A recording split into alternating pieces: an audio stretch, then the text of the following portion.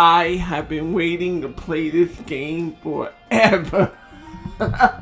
When this game first came out, I was like, shit. I knew I wanted in. So, I'm still not completely confident in my internet's ability to actually stream. So this is going to be more like a playthrough kind of video thing.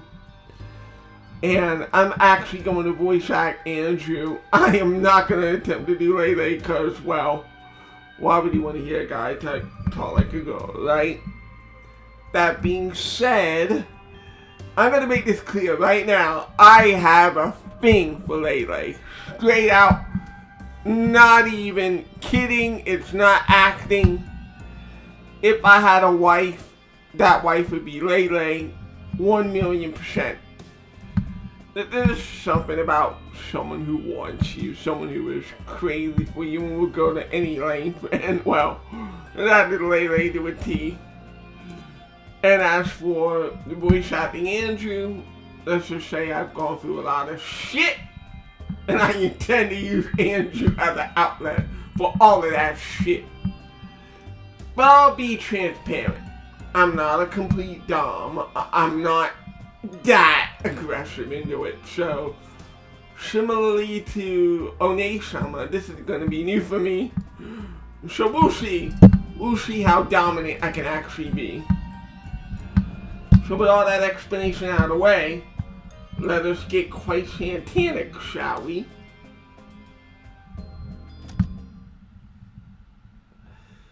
So these are the instructions. To move is WASD. Interact is EZ space. Run is shift. Oh god, all of this is keyboard oriented. I like this other microphone that I've been using, but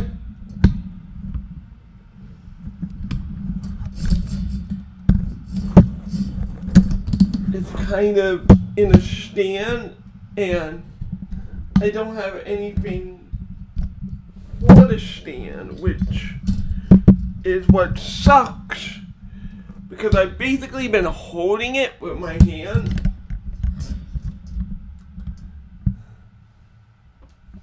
And I can't do that if it's going to require me to do everything with the keyboard, right?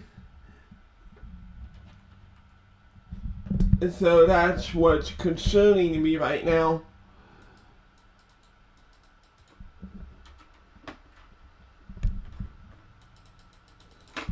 Actually, second.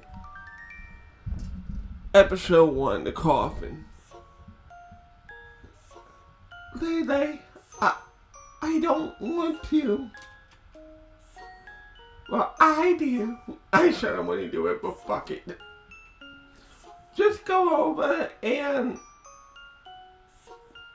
take, I'm gonna assume, actually no, that's like 1, 2, 3, 4, 5, 6 words. I'm not even gonna bother. I thought she's your friend. Mom said you'd help me with anything. Also, Leyley is just great with guilt tripping. Mom said you'd help me with anything. Now, if you were older, I'd be like, well, fuck what Mom said. I'll do what I want, bitch.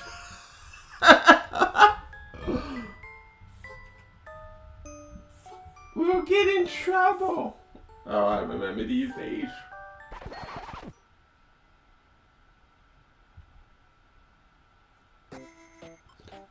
Good morning, Ashley.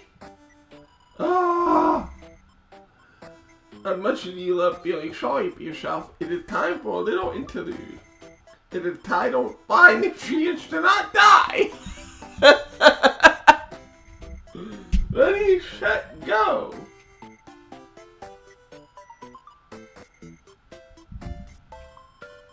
Junk and unpaid bills. They can't be even.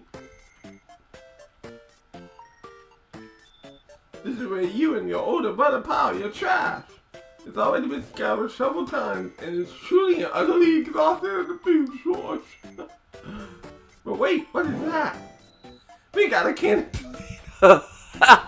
I will say, no matter how crap my life has and is, it's not this bad. Amazing, you should show that to your brother.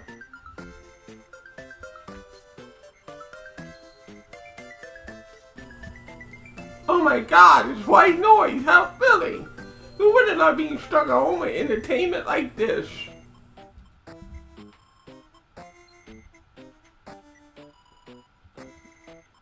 What?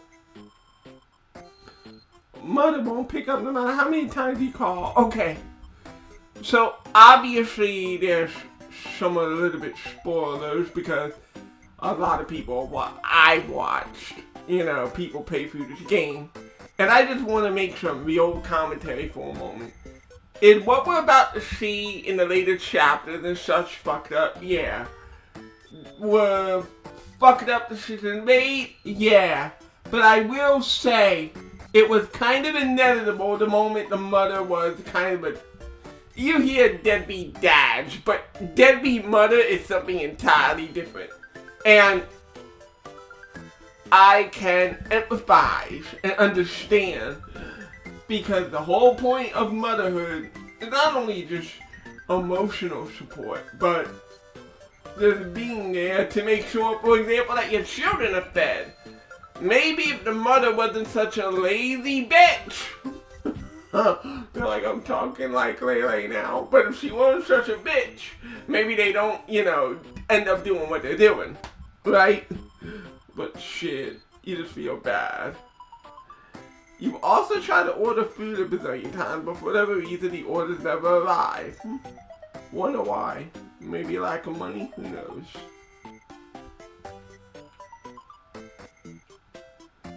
You're used to filling your stomach with water, but it's not enough. Your body demands sustenance.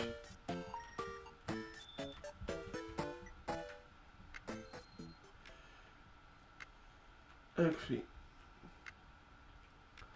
on the trap street.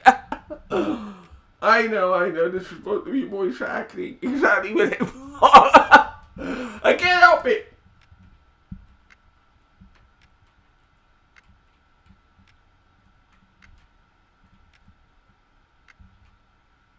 You show him the tomato can. Ta-da! Not the reaction you were hoping for. Ahem! Ta-da! We're not eating that. Huh? No. That's the very last thing we have, Ashley. I think we should hold on to it for a little while longer.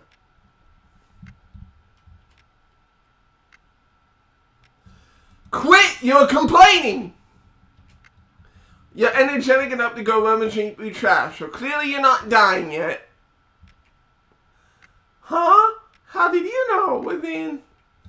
Because I hid it there, away from you! Oh! I live in a den of snakes! Ah! Don't rile me up. You're making me hungry. No one will help with that, Andrew, my dear. No, put the tomatoes away. Put them in my mouth. I will. I can see your heart is set on this. Fine, let's eat them then. Screw up each yourselves. Time for you to go cook some tomatoes.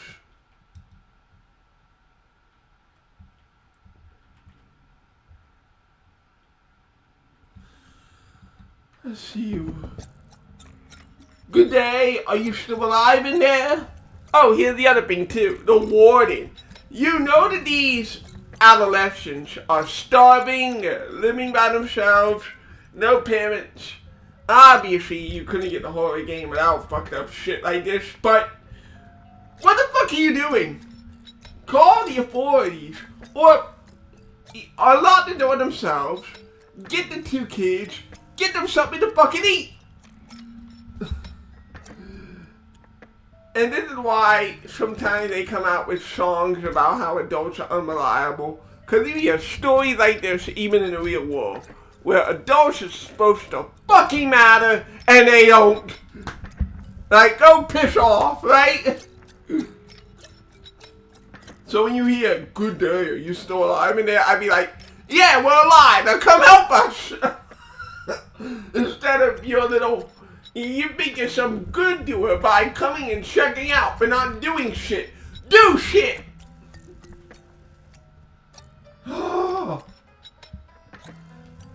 Hello! If you don't make a sound, I'll assume you're dead. Break through the fucking door, you lazy son of a bitch.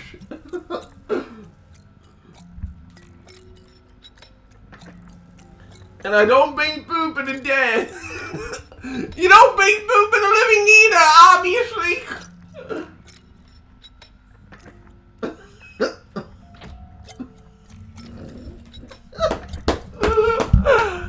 Okay, I know I watched, people play Foodish, but it wasn't so in depth that I knew every line, so I'm just relating to Ashley because I know a bit. It hasn't been this bad, but I know what this is like. And I know how hypocritical people can be when they claim holier than thou, That's the kind of thing that's going over on the internet, social media, and people's stances. People act holier than thou, but when it comes time to do shit, they don't really do it. So I don't want to hear it, just like Ashley wouldn't want to hear it right now. You're gonna say this shit, you're gonna act like a good doer, and actually do something good. Stop patting yourself on the back for shit that you never did. Anyway, you don't bring it to the living either. Ha! I'll take that as a yes, still alive. Stop patting yourself on the back and help these kids. God damn it. And don't blame me for the delivery guy screwing up. You're the warden. You should make sure the delivery gets there. Don't blame me for not doing my job. And this is obviously for over 18 and stuff like that, and I want to keep it that way. But for those of you who went through this, or even have your younger siblings who are going through this, adults, am I right? Pass the fucking buck wherever they want. Can't you go grab something from the store for us? Like, I know some people will think of Leyley as kind of, a bonehead or whatever, but this shows you her intelligence. Like, okay, you can't get fast food or whatever, but literally there's a 7-Eleven or whatever, convenience store, conveni, shit's available. Stop being lazy and help these kids. If this warden had been an adult, do they go to the extremes that they end up going to? Who knows? But I can't stand this in our real world or in the game. And if there are adults who are in this scenario who are doing this stuff, stop patting your back like a bunch of lazy fucks and actually help out these people. You don't get to skip brownie points while not doing shit. Nah, not my job. I'll check on you later again. Bye. Don't. Don't fucking bother.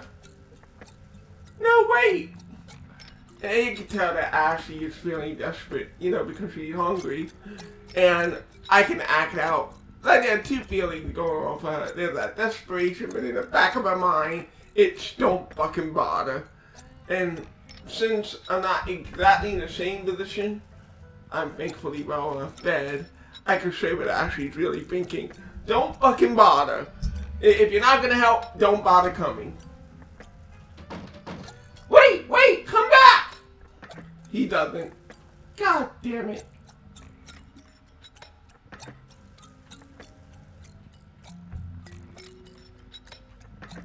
The freezer's completely empty. A bunch of rented movies. The due date passed ages ago, but what can you do? Maybe until...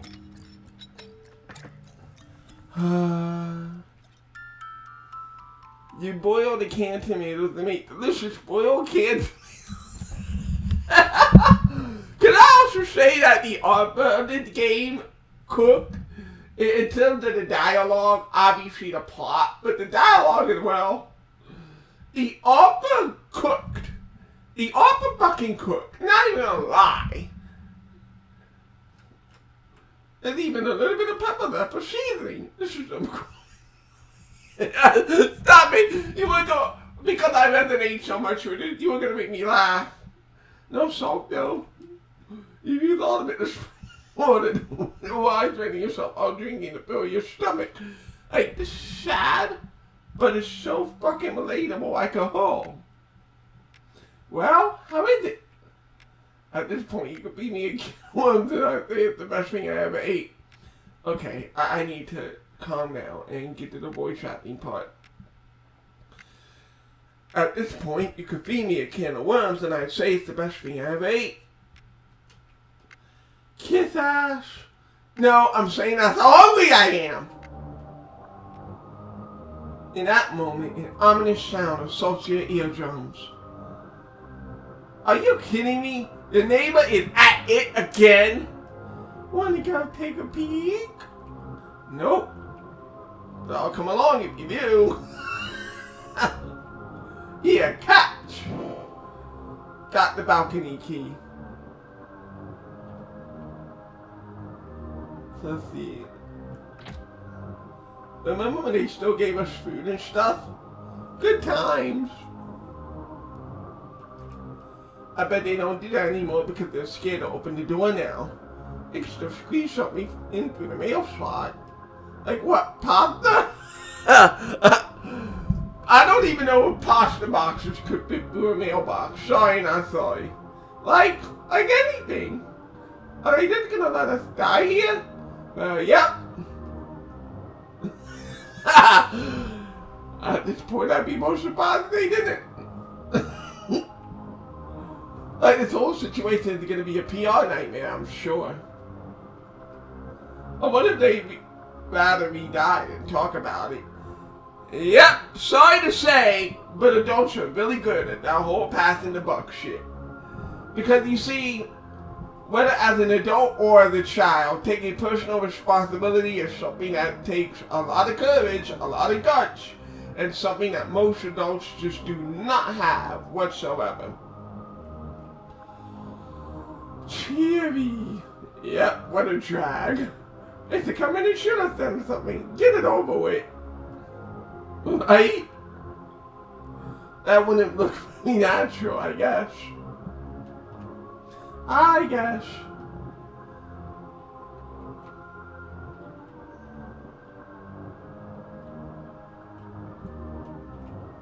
Your parents are fucking on this.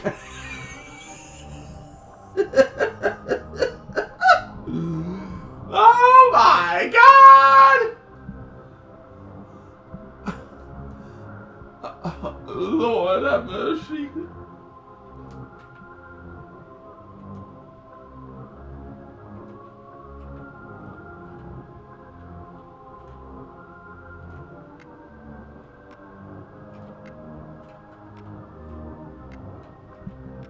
Yeah, excuse me, even though I watched the playthrough, it's not as though I've actually played it myself.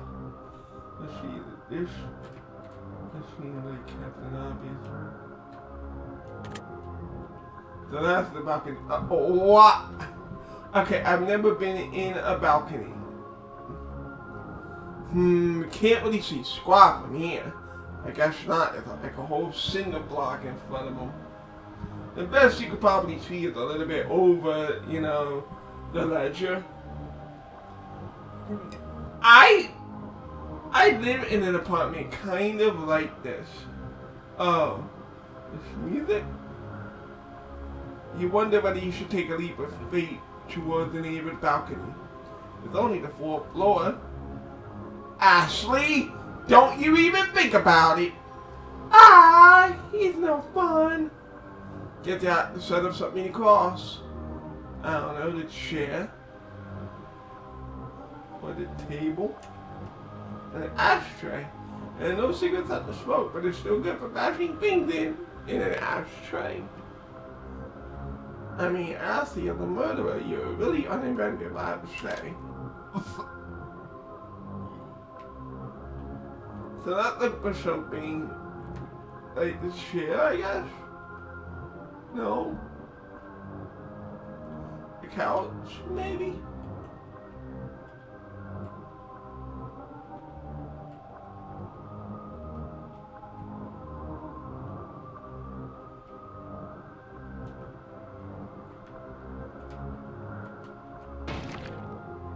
Oh crap, are you alright? These goddamn do-it-yourself shelves, I swear. Got a winning plank. Well, we found the thing that we're gonna cross over with.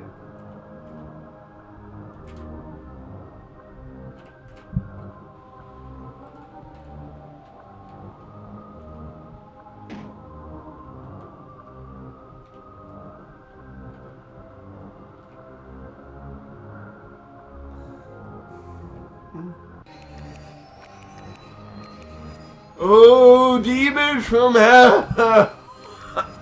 Okay, one of the things I'm noticing about voice acting that's difficult for me. I can't keep it professional. I can't. Like, I can't stop myself from reacting as the person behind Himitsu. I can't even act like Himitsu right now. You're getting my real life self-reaction to this game. I can't. I'm sorry, guys. I can't. You tell me after I upload this, do you want my genuine real life reaction? Or do you want me to try and be more professional? Because I can't right now. It's too funny. I've wanted this game for so long. Oh, demons from hell! Hear my plea! Ooh, the unholy ones, I come seeking for your advice.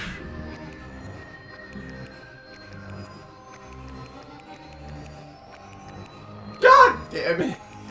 I know, right? But are you a little too old to be playing Magic again? What am I doing wrong? You know, you have plenty of life choices led you to this moment. I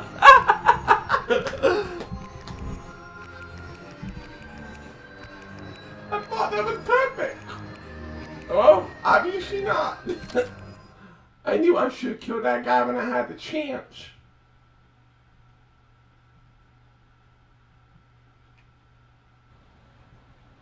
What do you make of that? Normally I'd say call the police. This guy is admitting to at least an attempted murder. You know, he's a scissor looking to summon a demon. But this is obviously a horror movie, so... horror game. Everyone needs a hobby, I guess. Forget this. Isn't it almost time for the news? Bothering your satanic neighbor seemed like a bad idea. So let's go watch the news.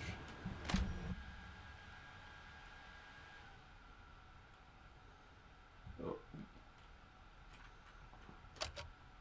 Ah, the remote is dead. Just push the button to the TV.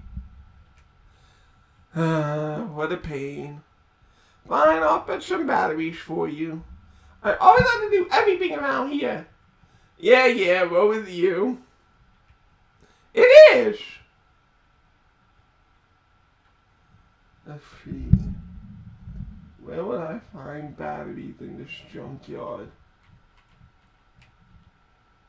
Like, I'm understanding the game now. It is kind of a puzzle. And the goal is to find stuff.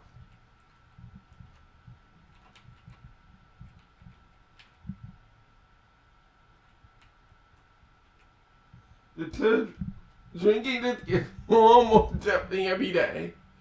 Nah, Ashley, your figure is way too good. No, seriously. It's a washing machine. First, the people in charge of bringing you groceries bought the wrong stuff, and then they stopped bringing you anything altogether. Now all you have is the shampoo that leaves your hair a tangled mess. You can't even eat it, despite it being vanilla scented. You know, that's sad. It's a cleaning closet inside of every supplies, such as trash bags.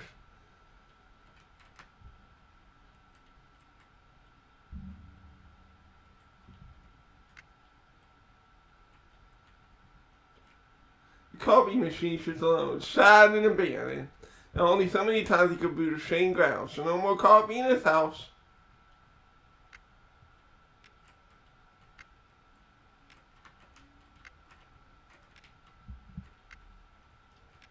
There's an old drawing in the drawer. Andy and Leyley, and they're very, very quiet, I want to say. Oh, it's... Here I am, trying to read up writing like a fucking dumbass. And they already have it down there. Like, why? I cannot be the only content creator / VTuber who was tripped up by that. No, sorry, it's Andy and Leyley, and they're very, very quiet. As the original vision clearly intended it. Your artistic abilities are not increased change.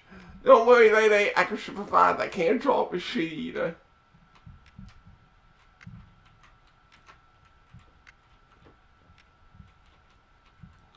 So let's go find a damn battery.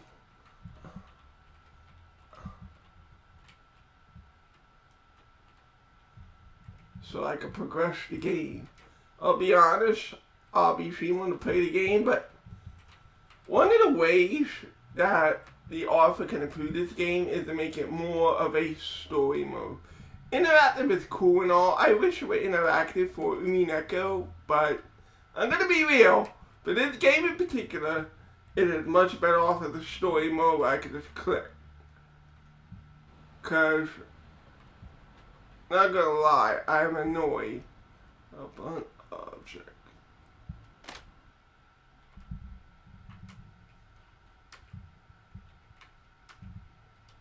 Well, buckets of batteries up in this. I could have looked through like a print. Did you find the batteries? No, dickhead. If I found them, I would have gave them to you.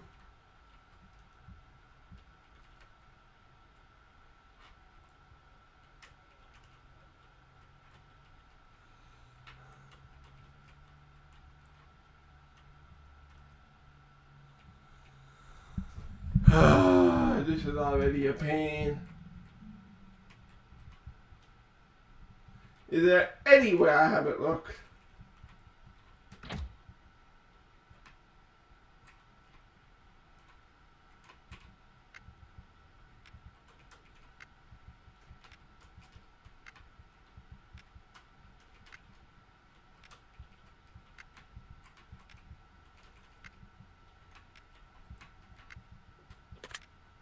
Oh, thank God!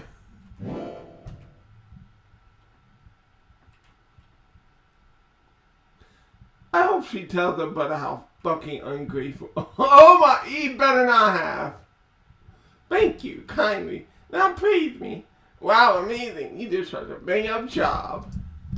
Bitch, you should have went up and got it more. At least it would have been more convenient if both of them did. Why am I becoming more and more Ashley than Andrew? I have no idea. More. Oh, you haven't. Stop it! I cannot seriously voice out these lines. Oh, you haven't sent God to give to humanity. How did I? Stop it! Stop it! Just fucking stop already! Jesus Christ.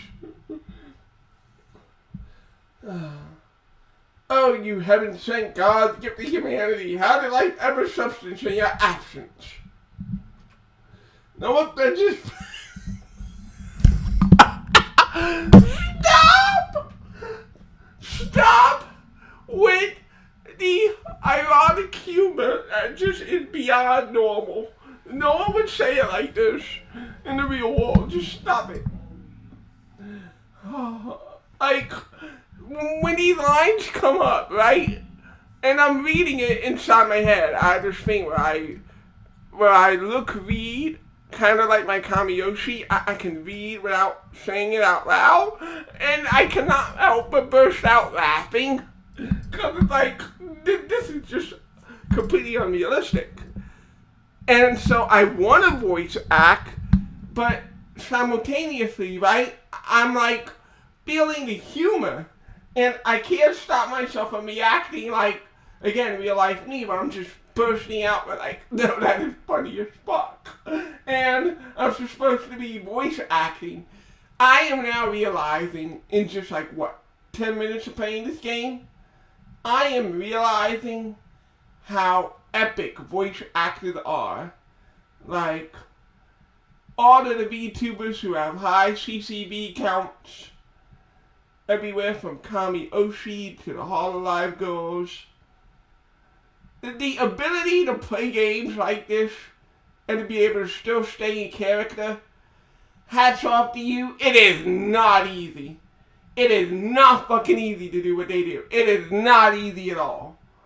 Because you have to kind of detach from your real life self while at the same time, you're obviously reading stuff like this. So just voice acting, whether you're a voice actor or a voice actress, it is a gift. It is a gift and a talent, and you should feel pride in it. Because 10 minutes in, I get it. You know? No one fetches batteries like you do. I stand in awe of your very existence. You sit in awe. You should sit too. It's stunning. I like it when Andrew talks like this. This is easier for me to just voice act. Because again, I have that personality. Thank you for tuning in. Today we share with you some joyous developments regarding the tainted water situation. I'm happy to announce that all departments affected by the tainted water have been secured. It has been 3 months since the first incident was discovered, and the death toll is now at a comfy total of 53. Why comfy? No biggie. You know that old saying, one death is a tragedy while thousands or millions is a statistic? That's what this is referring to. Funny as fuck. Well, sad humor. Like, you gotta laugh at that shit, right? Like, when it comes to real world situations, and we don't need to reference them by name, we know that this war right now is going to fucking hell in a basket quicker than it ever had before.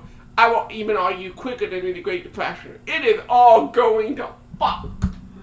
So when it's going to fuck like that, jokes like this are more pertinent than ever before, and you just can't help but laugh. And it's the failure of a bunch of generations leading up to this. All we can do now is just wait for the end to come. Like, we need a giant asteroid over the Earth. But anyway. And the quarantine period for those who are at risk has been extended by another 2 weeks. So, there's been a quarantine this entire time, and it's extended so that they're stuck in this building for another 2 weeks. That's great. That's perfect. That's absolutely wonderful, joyous news. Again? And to our friends in quarantine, thank you for keeping your disgusting parasite-infested bodies far, far away from me. This is also obviously not even a subtle reference to the coronavirus 2020 and all that shit that happened. And yeah, science has confirmed what a stupid strategy this was, but to be fair, they didn't know what they didn't know, so I will give them that much. But it's kind of common sense that locking everyone up in a claustrophobic scenario was not good for humanity or to slow the spread of the virus and all that other stuff. Clearly, it obviously, from a logic standpoint, and this is what I hate about the scientists and the people in the lab coats who draw things up in a computer like Cambridge Analytica. You are looking at a situation from as distant and remote as possible, trying to calculate the incalculatable. human will, human emotion, and how things actually work. Like, there is just a defined limit in your mathematical graphs. And to this day, like, I actually think it was a mistake to create the concept of PhDs and degrees. Because with it came an arrogance that you're just not going to be able to wipe away. And it's been with us since the dawn of history. You ignite the knights, you give them the badges of honor, and once you get to that hierarchical place, it's just, you're not going to get back to an equal footing. Those scientists, those people, they don't see us as equal. And it even goes as far as judges, justices, lawyers. They do not truly see us as equal.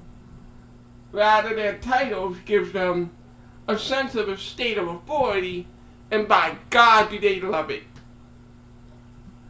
And that is a big part of the reason why the world is fucked up the way it is. A bunch of people who are on their high horse and they have zero intention whatsoever to get off that said high horse. Sorry, thank you for your continued consideration for the public safety. I think that makes it any better. That's all for today. Cheers! I'm going to bed. You decide to do the same. Wait, Mom, where are you going? Your father and I will be staying in a hotel for a bit. I thought they said we should stay at home until... And this is where it gets fucked up, right? So quarantine, all this happens. Imagine, and it probably did happen like this for some family, 07 to that family that it happened to. But imagine this all happened during the coronavirus. And your mother and father, they just want to, go and do their thing. And they don't want to abide by, nobody does. But they're like, fuck it, you stay here. I guarantee you there was at least one such scenario in our real world. And I feel sympathy for the real life Ashley and Andrew. Like, I didn't drink anything. So? Mom! Not booze, not dirty contaminated water, nothing. The only thing I've drunk is some orange juice from a carton. They cartoon. Anyway, I'm gonna miss my bus. You and Andrew can join us later. Or you could take her and Andrew. Alright, this won't hurt a bit. The nurse sticks the needle in you. I hated needles in real life. Now what I do is I just squeeze my eyes and just hope to God it gets over. It hurts like a motherfucker. There we go. And now you. How long do we have to stay home? The results from your blood work will be ready tomorrow. So if everything is well, you're free to come and go with the DPs after that. And if not, then you'll get to see what happens if not. That is such a non-answer. That's all for now. Take care. Stop calling me Ashley, please. Bitch, you for real? You're her mom. You should be answering. I'm sorry. It hits so close to home right now. Just a complete, embarrassment in my opinion. Why? Just why, right? If you need something, action workers there. I can't do anything for you. Huh? You're her mom. You should be doing things for her. And I don't want to hear these lies about starving anymore. So what you're saying is you're plugging your ears and you're just ignoring your children. I'm going to be real honest.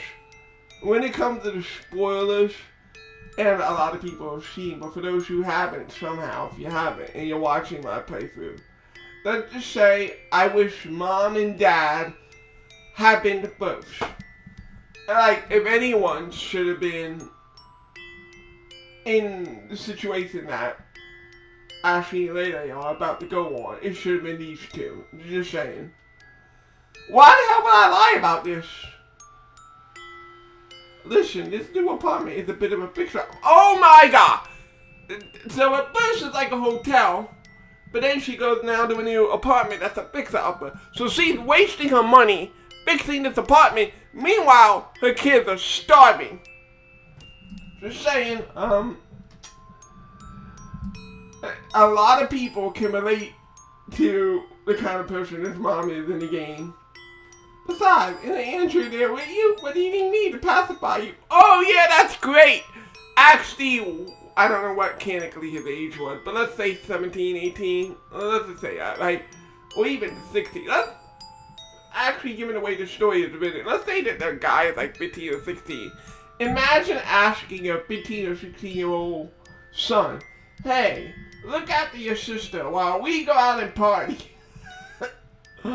I would love to hear Andrew's thoughts on all this. Right now we're playing through Ashley's perspective. I want Andrew's perspective on Mom of the Year. You get to lay around all day doing nothing. I don't know what you have to complain about. Spoiler, no one wants to be locked in a room or in a home all day. It's just a little real-life immersion break for you. Anyway, I've gotta go. Please don't call me anymore. I won't answer. Oh, fuck you. Goodbye, Ashley. I'm sorry. No, you're not. If you were sorry, you would have fed them. If you were sorry, you would have came to check on them. If you were sorry, you would have got them out of there. You're not sorry. You're just sorry that... Well... Again, there's so many emotions in me right now reading over this particular line of the game. Pathetic. Absolutely fucking pathetic. After reminiscing all night, you wake up, as one does. Instead of ruminating upon your misery, you decide to clean up the house a bit. Picked up some laundry.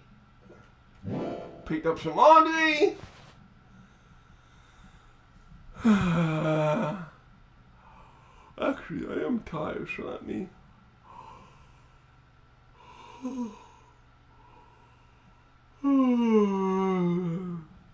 hope the mic captured it. You're cleaning? What a waste of energy. True. Especially because you end up having to clean it up all over again. Just saying. You're a waste of energy. Thanks. Just don't overdo it.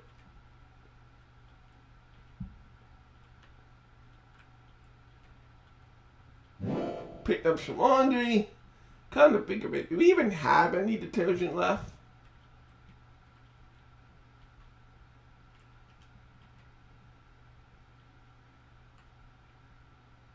You're not gonna get this clean with your bare hands.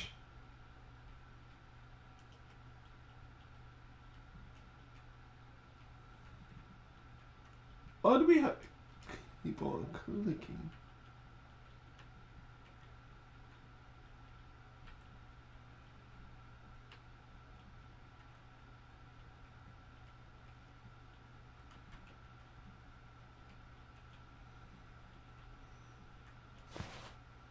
Clean up some books.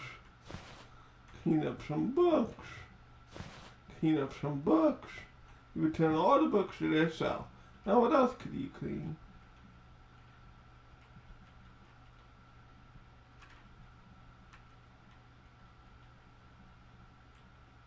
I bet it says the same thing, right? Yeah. So if you're not going to do it with your bare hands, what are you going to do it with?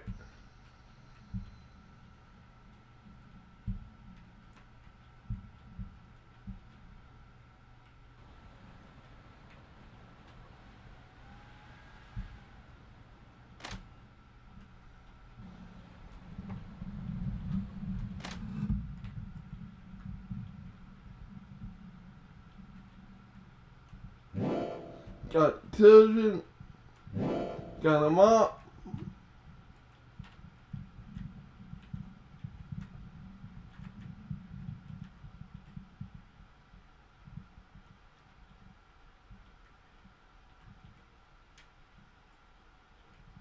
There's still plenty of toiletries left.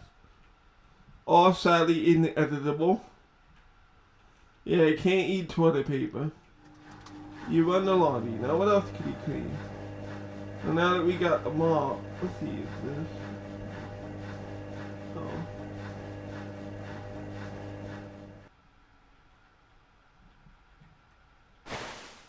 Mop some dirt, mop some dirt, mop some dirt. So here's my personal thing with cleaning, right? I said one of the things is you'll end up having to clean it up all over again, right? Inevitably. That's just the way of life. Whether you keep it clean or not, it eventually piles up one way or the other. That's one problem. The other problem is if you have to deal with not just yourself, but in this case, obviously living with Andrew or living with Ashley, and when you live with another person, you can't really live in the sense of by yourself, right? Like, I do my own thing, and that should be good enough. But, well, unfortunately, when there are others around you, they have to do things, they have to engage in whatever activities they do, and that creates its own other problem. So, just because you settle yourself, that doesn't mean it stays settled forever. That's the part I hate about cleaning. It's never I remember my mama used to tell me once, oh, well, you get this cleaned up now and then you won't have to do it. But the real reality is, you clean up now, and let's say for a couple of days they're okay, but then you have to do it all over again. I basically hate routine and I hate monotone. I would rather do things on my own whim, on my own time, and when I feel like it. The idea that I have to do something consistently because that's the way it is. The famous 9 to 5, right? All that shit just pisses me right the fuck off.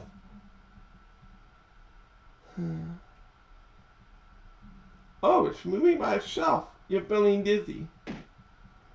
Oh no! Damn it, Ashley. I told you not to overdo it. You can see that Andrew doesn't care. Good news, once again. Some of you may have heard from your loved ones, but they have been supply shortages in the quarantine households. Oh gee, you think? Well boy, are we Peter and out that I've all been taken care of. Yeah, our growling stomach begs to differ. It has? Does it look like I'm eating right now? On that note, we'd like to remind you not to enter the contaminated apartments. So how can they fix it if they can't even enter it? No, your friends don't need anything. Everything has been taken care of. Okay, this is obviously the time. Right, the whole quarantine era. It's just so fucking stupid. Should you still feel the need to urge to help, stop from being in the string bullets directly into your brain as a thank you. Oh, isn't that nice? And I'm glad we didn't get there, but if it has still gotten worse, even after the crackdowns, I think it would have. Especially on the liberal side, the Biden administration, when they were in power, it would not have been beyond them. They were all MAGAs anyway. A policy of that sort would not have been beyond the cards. Just saying. I hope that clears things up a bit. Yeah, it does. We're fucked because we're not the high-paying end of society. Moving on to our next story, a brand new art museum. You drift back in one consciousness. You're too tired to get the phone. Hello. Of course. What is it? The ship in its tone makes you strain your ears. No, go ahead. Someone is talking to you at the end of the line, but you can't make out the words. They sound more and more upset as they talk, though. Well, I mean, I can't do anything about it. Or I could try talking to her, but... yes, but that doesn't... No, I'm not angry. I'm just fucking annoyed. Can you let me talk? The voice on the other end must have said no. It's increasingly loud, but you still can't make out all the words. always about you, don't ask me, and I've had time to think. I just can't anymore. So that's it then. Obviously it's a breakup. Now it's crying on both ends. Well, alright, I guess. And this is so true in 2025. I am not a sis con, for the record, in real life. I respect my sister, I admire her even. But it's nothing more than platonic at best. You know? I mean, in general, call me antisocial if you will, but I've had only a few close friends, and even they all kind of broke off eventually at some point. Which is fine. It's not a quote-unquote loneliness thing. It's cool. I'm personally the type of person where either you're there or you're not. And either way, I'm fine with it. And that's why I relate so much to Andrew, because I get it. I feel exactly the same way. And it's with these calm lines that I can more voice act it. Well, alright, I guess. What else is there to say? Sorry? And that's the other thing, too. People want you to bow down to them after every such incident. They want you to beg on their knees after the event is over. And from my perspective, it's like, well, it's done. What do you want me to do about it? There's no time machine, at least not yet. So it's not like I can go back and fix my mistakes. If I could, I would. In a heartbeat. But that's just not reality. And so because that's not reality, you know, like, I'm sorry, I'm not going to bawl my eyes out and I'm not going to dig my head in dirt. I'm a little more dignified than that. So you're just going to have to take me at my word that it's unfortunate, but life moves on, as hard as it is. And somebody say, well, I can't move on. And from my perspective, and definitely from Andrew's, that's a you problem. Like, don't hold people hostage because you can't move on. If you can't move on, find a way to move on. No one has to feel guilty or regret on your behalf. Just saying. Although I really don't see why I should be held accountable for a beep, beep, beep, beep of a drop call can be heard.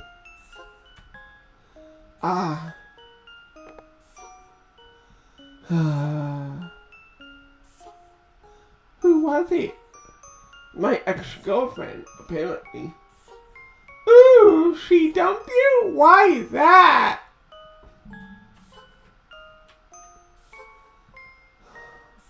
Why do you think? How should I know? Maybe because you're a parasite-infested homebody who's apparently perma-quarantined?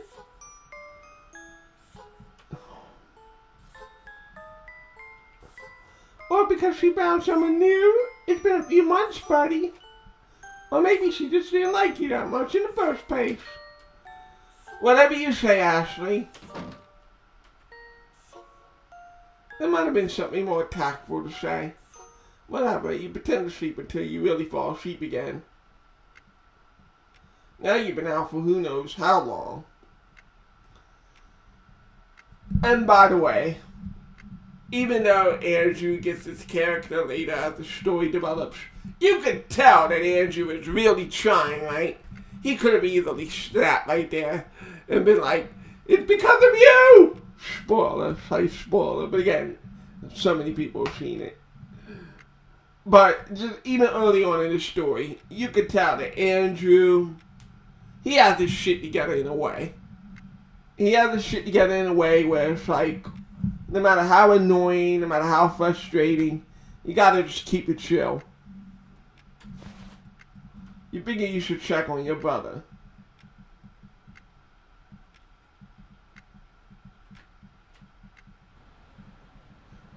Oh, I'm surprised. Someone from your apartment being hauled into an ambulance. Hey, me too. People are yelling from their windows and balconies. I need some help too. Please, please, I'm starving. Soon the ambulance leaves in a hurry. Kind of me surprised they actually got that person some help. I figured they just let her die. Maybe she did die. She wasn't moving. As if they'd have their sirens blaring for a corpse. Now what do you suppose was her emergency? No idea. Nobody showed up and you fainted. Well, did you call for anyone? What do you think, dumbass? I don't know. Maybe she went into labor or something. Yeah, maybe. Think they bring me food if I got Nope. Let me finish. How would you even get pregnant in here? Well, we do have that one charming fellow right next door. Over my dead body. He seemed a little off his rocker, so who knows? He might just end you. But get this. Well, excuse the hell out of me for exploring my options here. That woman did look pregnant anyway. Whatever, it was just a thought. Jackass. You'd like to go out to Andrew and tell him it's none of his damn business anyway. Come on! We know how you feel. Spoiler, but we know how you feel. And even Andrew is kind of hiding it, right? Get out.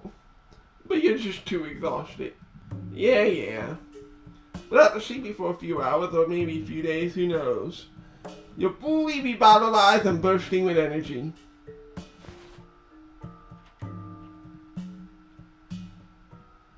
Wait a minute. Why is it moving so all of a sudden? Oh, you silly lazy bones. What day is it? How long have you been locked in your apartment now? And where the hell did Andrew get the energy to make so much noise? Oh, now we're back to normal.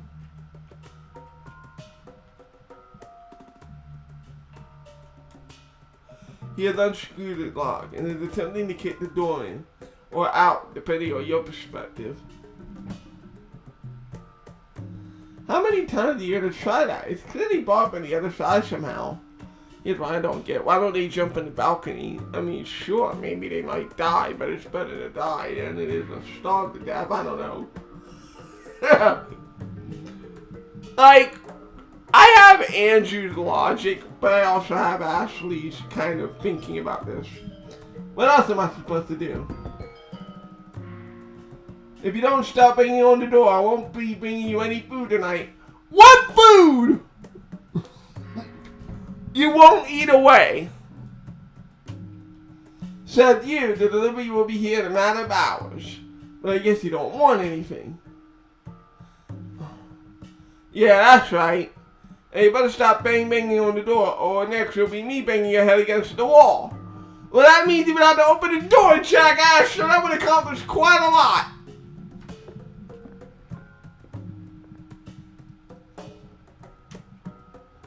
Do you think I'll really get that delivery today? No. Like, I didn't fuck this up for us, did I? Oh, Andrew, you sweet, sweet child who knows nothing in the world. Of course not. He just liked the idea of holding it over your head. Unlikely. Though I guess we'll see. And see you did. That absolutely nothing was delivered. Like, I'm gonna be real. If that motherfucker was serious about helping the kids, he would have helped them a long time ago.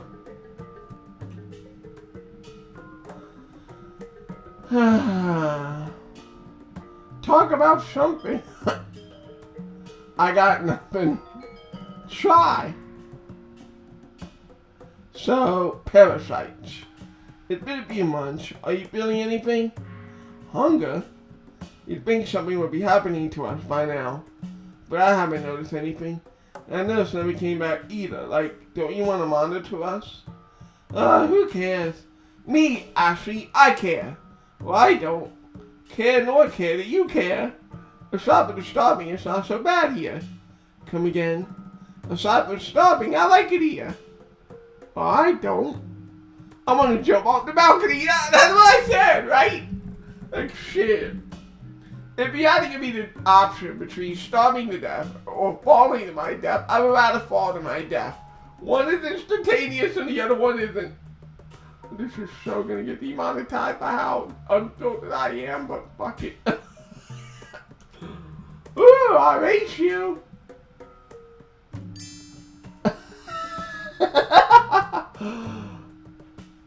No, seriously, let's go. Let's not, though I appreciate your eagerness to join me. That's a bit too romantic, so I'll pass. Excuse me? What, you don't see it? Just imagine hitting the ground together. Ooh, Andrew, you naughty boy. There was such sport that our bodies turn into a power going much, never to be separated. And Andrew thinks he doesn't like her. Bullshit. I mean, we get so tangled up they'd have to bury us together in the same coffin. Might as well, we've been together combined in this coffin of an apartment for a bit like an eternity already. You know, when you put it that way. I'm not jumping off the balcony with you. Get your head checked. I should get my head checked? Ain't no wonder your girlfriend dumped you if those are your plans for romance. What, a romantic death isn't sexy anymore to women? In 2025? Not romance, I said romantic. They're not the same thing. Well, it depends on your perspective, actually. Romantic just means something is... The neighbor starts blasting his favorite ritual music for all to hear. Again? I wish he just...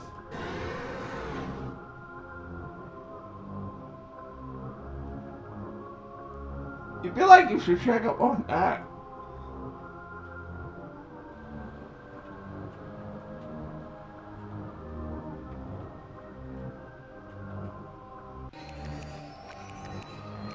My lord, you've come, and you're, a little smaller than I imagined. I love it. It's better than I imagined. That's all I meant. What do you offer, human? Oh, I don't have much to give right now. But if you help me get out of here, I can give you anything you desire. Is that no good? As you wish, human. My lord, thank you, perish. Darkness clouds your vision, and you cannot see what's happening. By the time your vision returns, the entity has vanished. On the ground lies the lifeless body of the cultist.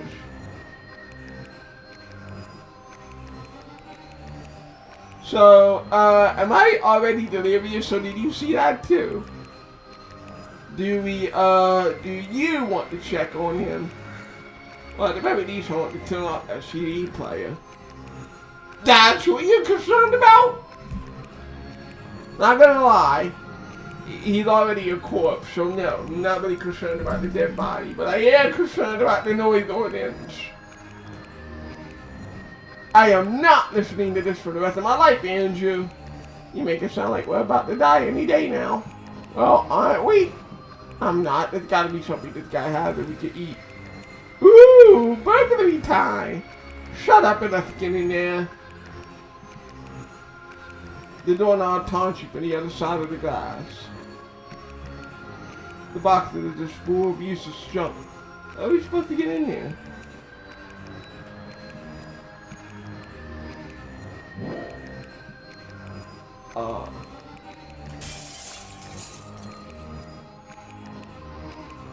Let's turn this piece of junk off. That's a lot of meat, you think to yourself. Cannibalism. In times like these, by the way, it's justified. You literally abandoned. The authorities just don't care for you or for anybody. And in this case, they didn't murder anyone. So I'm all for dismembering this guy's dead corpse and just eating it. Like, totally legit. What?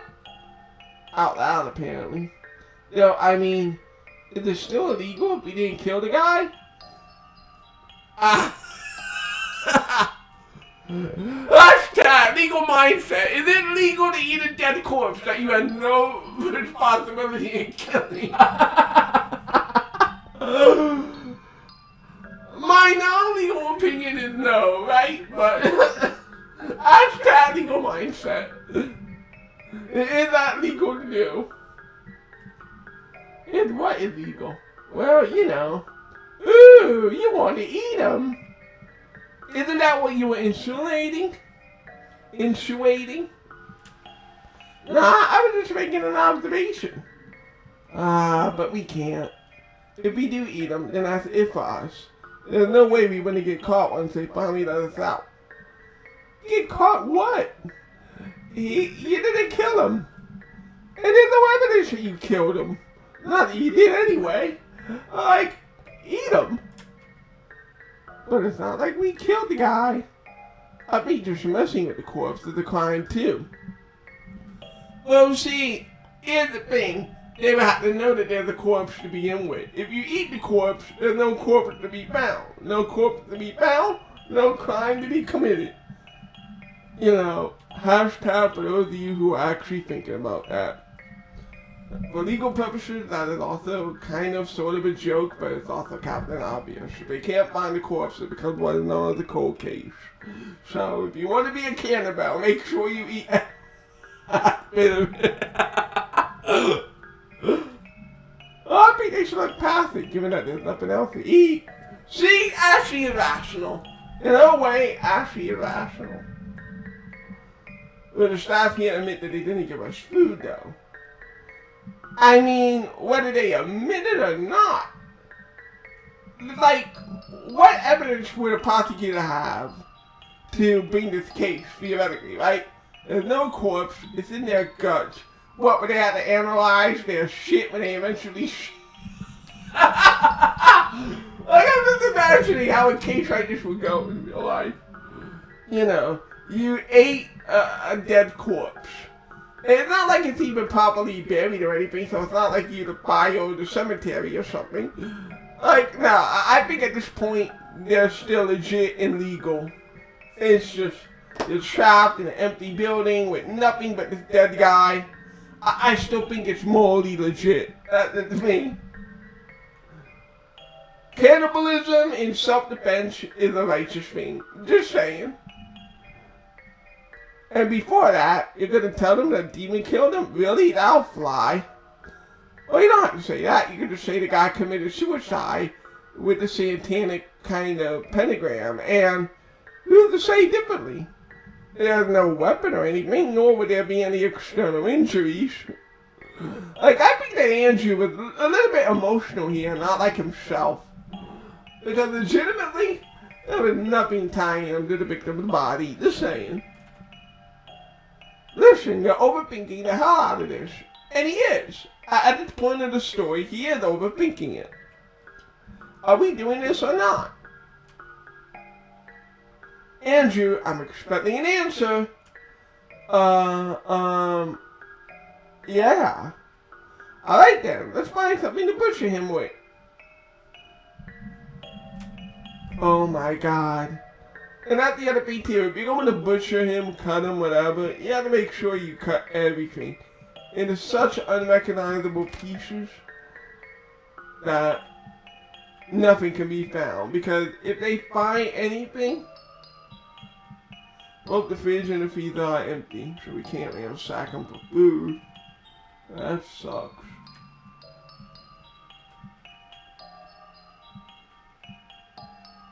The bathroom smells of feces and you feel zero inclination to investigate further. Yeah, no shit. On the table sits the title, Demon Summoning for Dummies, Volume 666. Now, did they actually have 665 volumes before this one? Or she asked the important question? Well, what I want to know is who the hell wrote it in the first place. Undisclosed. The author must be shy. Well, either way, we can balance the say that. Let's keep our focus on the text in here. Because it's like, I don't think that there's anything because it's being like a hide-in, so what's because it was you have to hide for eating. Got a cleaver. Okay, so let's cut this guy up.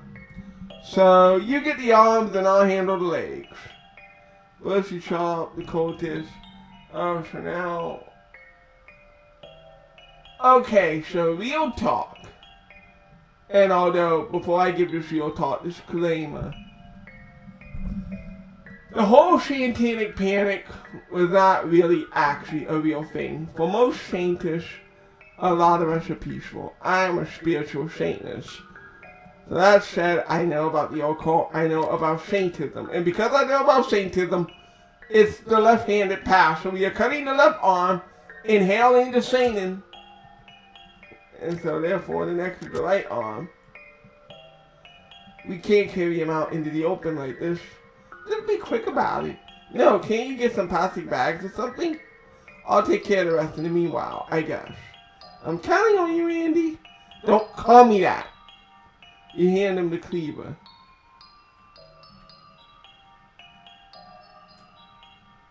You need to conceal this before taking it with you.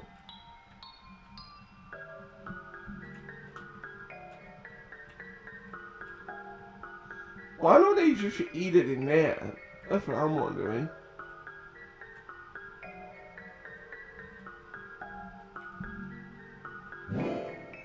Now, oh my God! The opera just could not help themselves. $666.66 a bucks. The opera, you just could not help it, could you?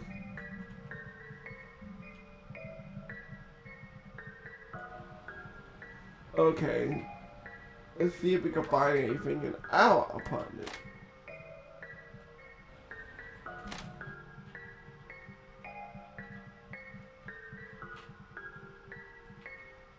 I do apologize that my commentary has basically more or less extended the playthrough.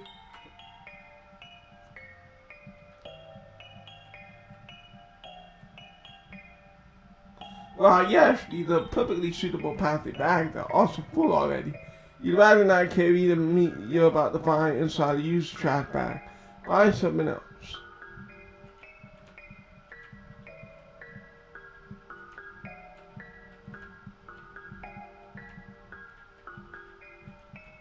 I want a blanket, no?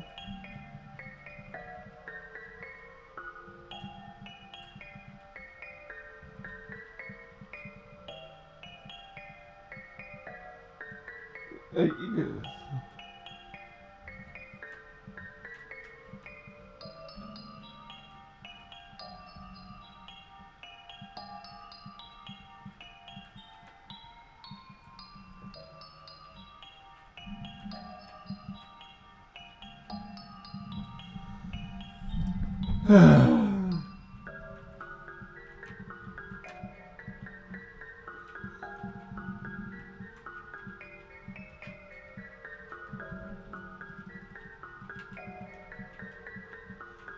The other thing I appreciate about this being a video instead of a stream, I can only imagine people watching it who would be like, go here, go there.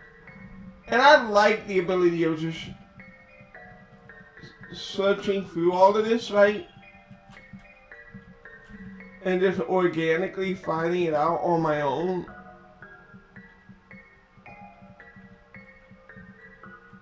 Rather than, you know, like I can imagine, got some plastic bags, yeah, right? And that's better than, oh my God, are you so stupid? Like, I play games for fun. Got a left leg. Oh, actually, I just noticed. Got a left arm. The small palm presents itself. The plastic bags aren't big enough to fit the whole torso in them. Eat the torso here! Crap, I don't think we can cut through the spine either. Eat the damn spine. Just roll them over. I don't think that's going to work. Watch and learn.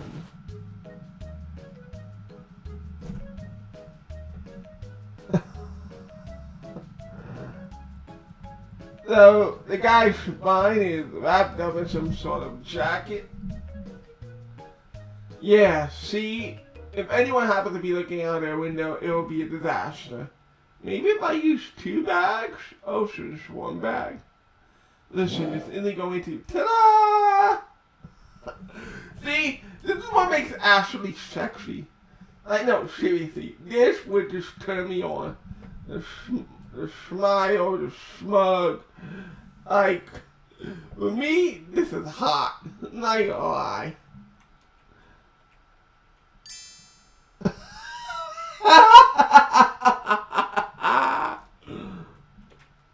Good God, no, don't make me laugh at this! I don't have the power to make you do anything, Andrew. We're about to find out later if she's totally lying about that. Alright, enough. Gather the limbs up and go. There should be plenty enough room for them in our freezer. I'll stuff the torso and head in his freezer for now. And I'll go cook us something while you're at it. Yeah, you'll cook quite the something. What would cooked human limbs taste like anyway? This game has me wondering some morbid fucked up shit. Anyway, this is the... Right.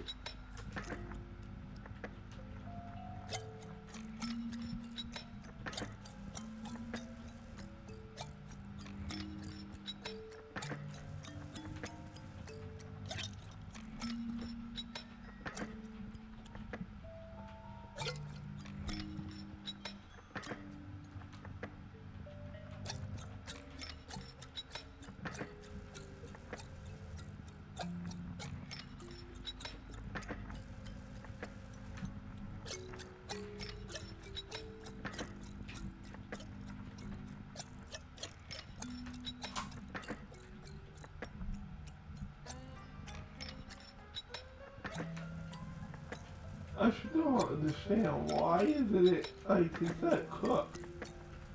Oh. Maybe it might cook it over there.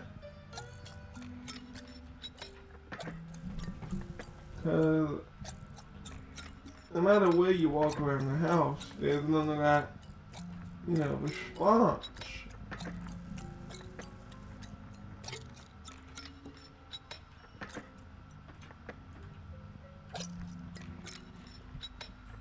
You're still missing some limbs. Okay.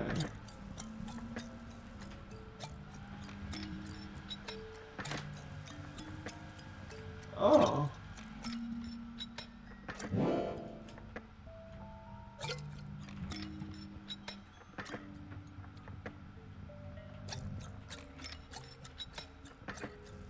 No. Alright. This is not the deal door.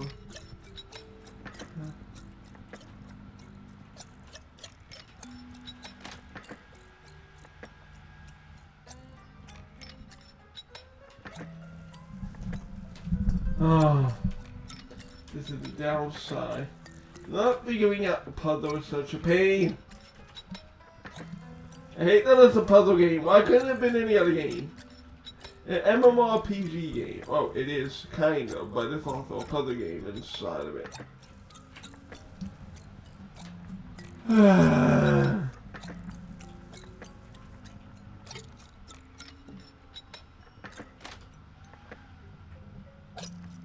Here you go.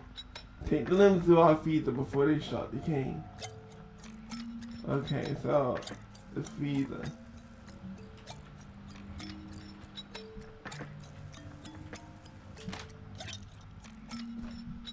Let me see if I can find it just through visualization. It's at the kitchen, but I don't see any sign of a freezer. Unless it's in there.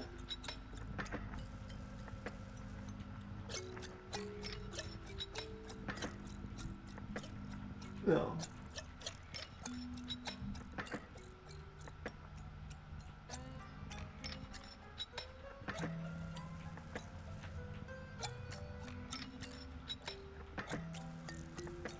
this is the bathroom.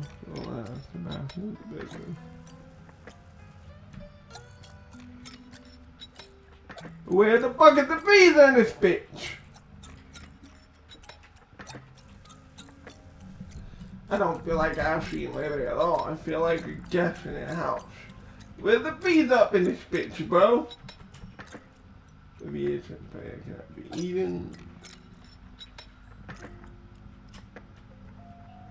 Oh, I think I may have found it.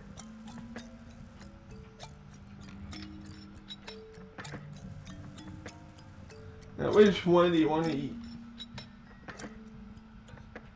Again, we are going with the left arm.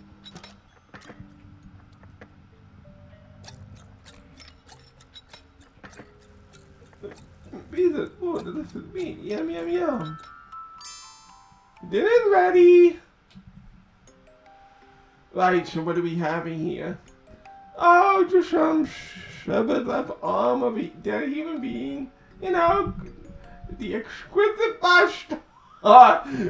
Gordon Ramsay stuff. Pure deliciousness is what's eat up. You first. Munch, munch. Huh? What? Oh, you already? Okay. Eat, Andrew. You will not waste this. Right. Andrew takes a bite out of your cooking. Oh. I don't think he likes it. He begins questioning. No, you don't. Swallow. All of it. Now, in this context, I'll be honest, I don't like being forced to swallow food. I don't like me personally, the way my body reacts, it would just be a one violent throw up. Kind of like, my digestive system can't handle shit that I just don't like. I have a super sensitive swallowing system.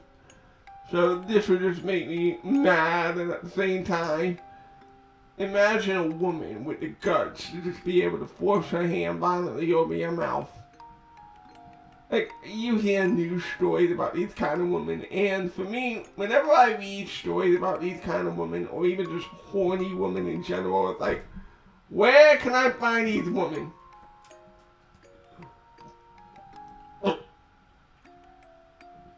Well, how is it? It's... God, I hate picky eaters. I made this with love. So you're not leaving the table before you've licked the plate clean. Quit your nagging, woman. Andrew on Vegeta shit right here. Quit your nagging, woman. And quit your gagging, you big baby. And see, you know, and I realize this, you know, when we think about the whole hashtag kill all men or hashtag bear shit. Does it piss us off? Yeah, but I'll be honest, the back and forth, there's obviously some sexual tension there. Not just between couples, but between society in general. Like, there's obvious sexual tension between us men and women. Not even a lie. I'll eat it, alright? Just give me a minute. Under your watchful eye, he slowly finishes his plate. Good boy, I'm so proud. And this is the patronizing shit that just goes like, just fuck off, Ashley. You know, you have to say it as exaggerated, more like, just fuck off, Ashley. Well, for me, I would have been exaggerated. Like, that patronizing shit, it just gets on my nerves. But that's what causes the tension, you know? What an odd way to say thank you. Yeah, thanks a bunch. I'll clear the table, so just leave me alone. We've got a very limited set of spices up, but what do you think us to try next? I don't know, maybe coriander? Okay. Now I want to Google this. What the hell is coriander?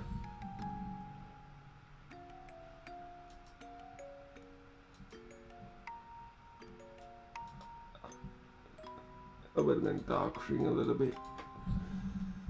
Note to yourself, never have an email address that uses your actual name.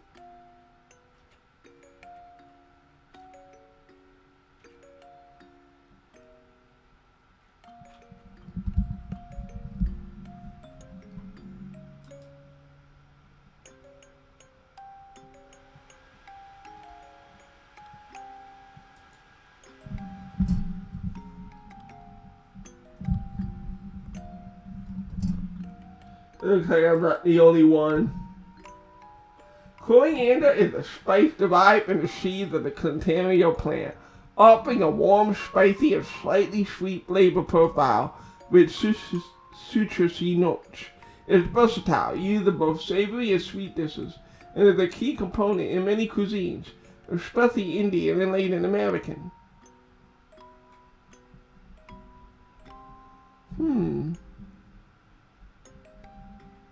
Cause I am someone who likes spice a lot, and I've never heard of this spice before.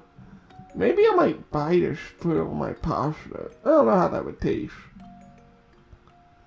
So yeah, there's that. Let me get back to the game now.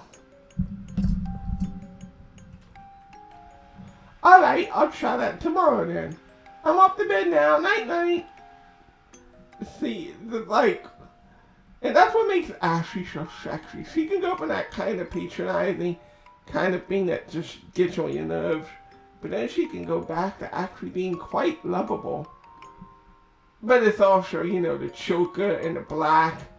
That also gets me, Yeah, good night.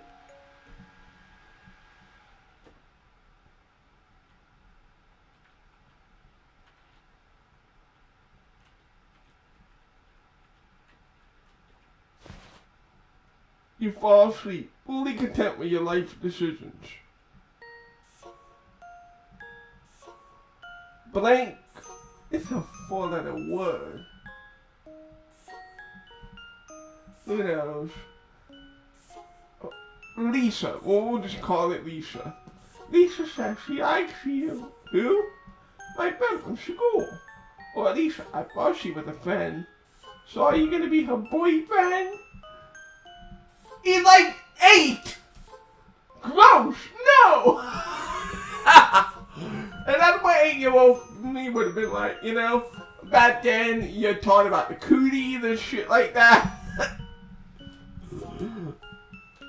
Like, gross, no.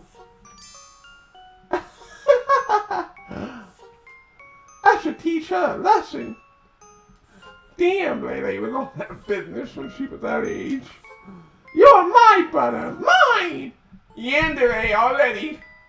I'll make a big twice before stealing from another woman. You're 8! You don't even have any tits! You're not a woman! Stop it!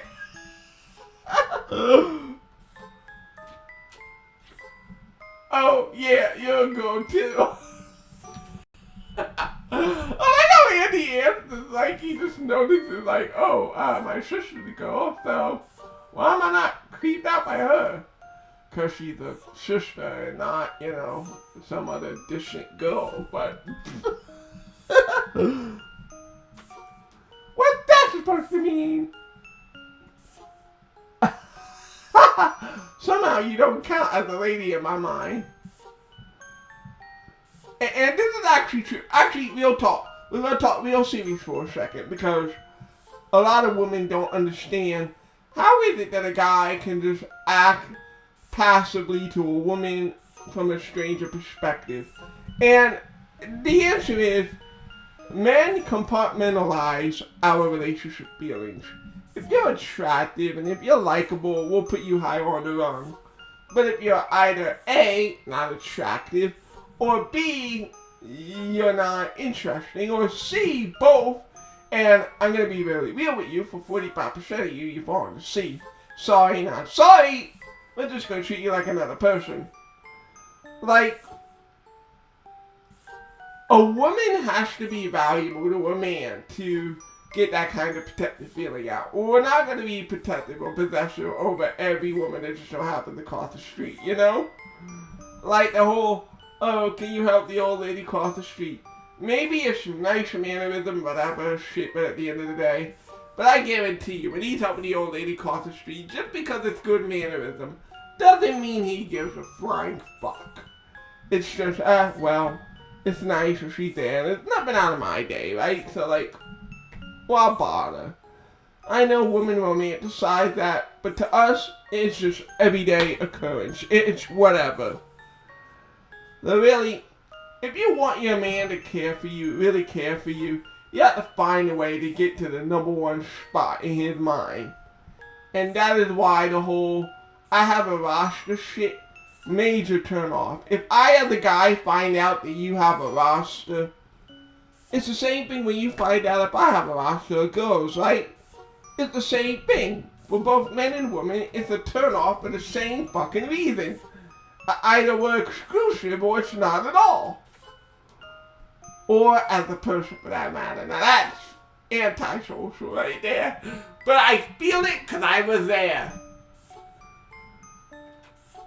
Screw you! I'm the most personless lady in the world.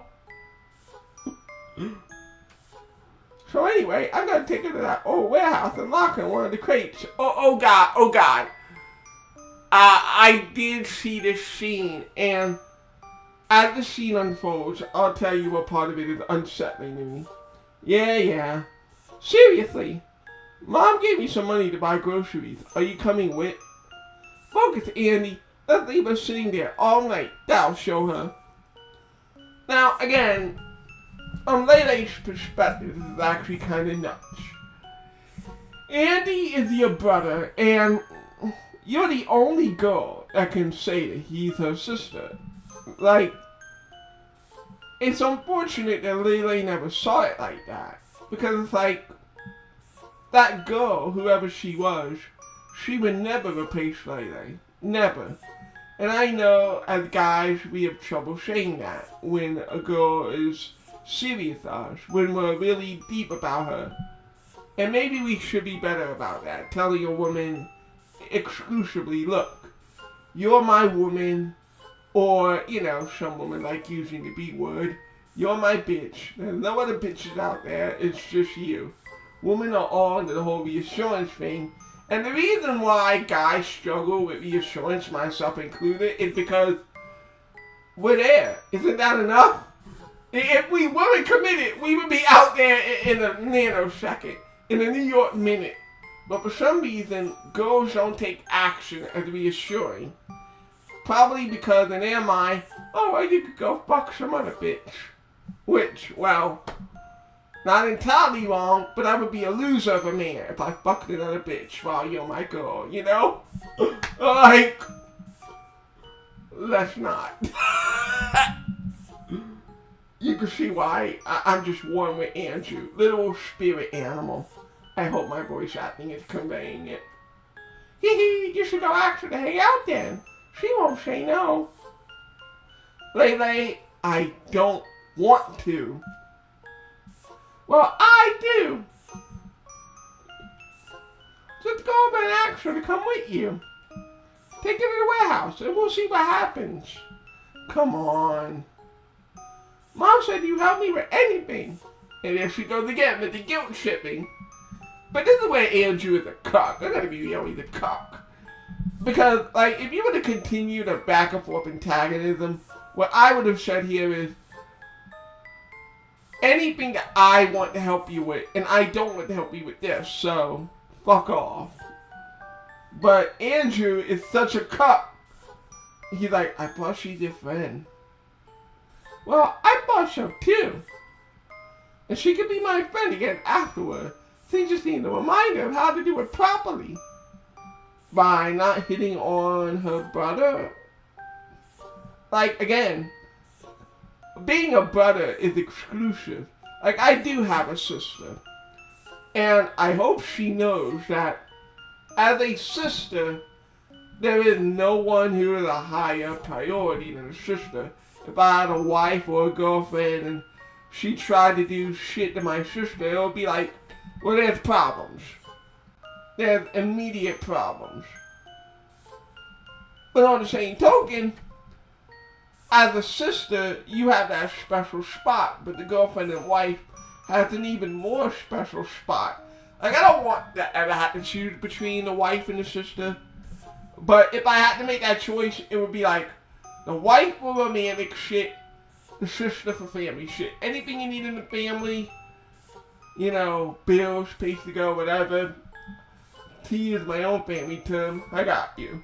But when it comes to wifey and romance, you know, obviously, the wife comes first for very obvious reasons. Or at least I should hope they're obvious.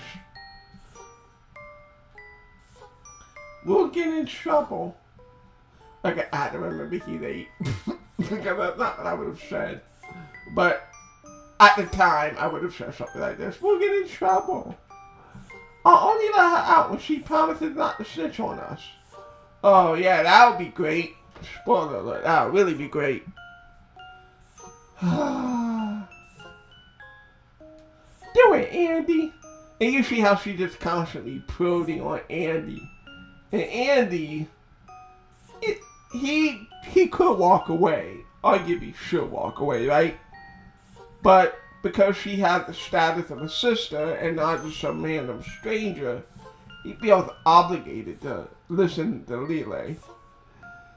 And that's kind of the difference. Me, I know I said that about my sister, but sister be damned if we're talking about something like this, which I never would. Mine is a kind, sweethearted person, but if it was something like that, I'd be like, no, fuck off, bitch. I guess. Hooray! You're the best! Today's episode is titled Andy and Leyley and the Bitch in the Box. Okay, I can say this because I'm an adult, but you are independent in the scene, like what, 9? How do you know this word? Mother of the Year. Oh, Andy! Andy! Andy! One day, you'll be a bitch in the box, and you'll take that busy on the ground above. Oh, Andy! Again, they're like preteens in the scene. How the hell do they know this shit? Mother of the Year, am I right? What do I do about these hussies around you? Hussies? Where do you learn these words? But both of you, Jesus! God, your parents sucked. The bitch is you. Well, she's not wrong. I'll take you out to play, and when I'm done, it's back into the box with you. I really ought to kick your ass one of these days. What is taking him? He wouldn't have forgotten our plans, would he? You mean your plans? Finally? Huh? What are you doing here? Surprise! I want to hang out too. Oh.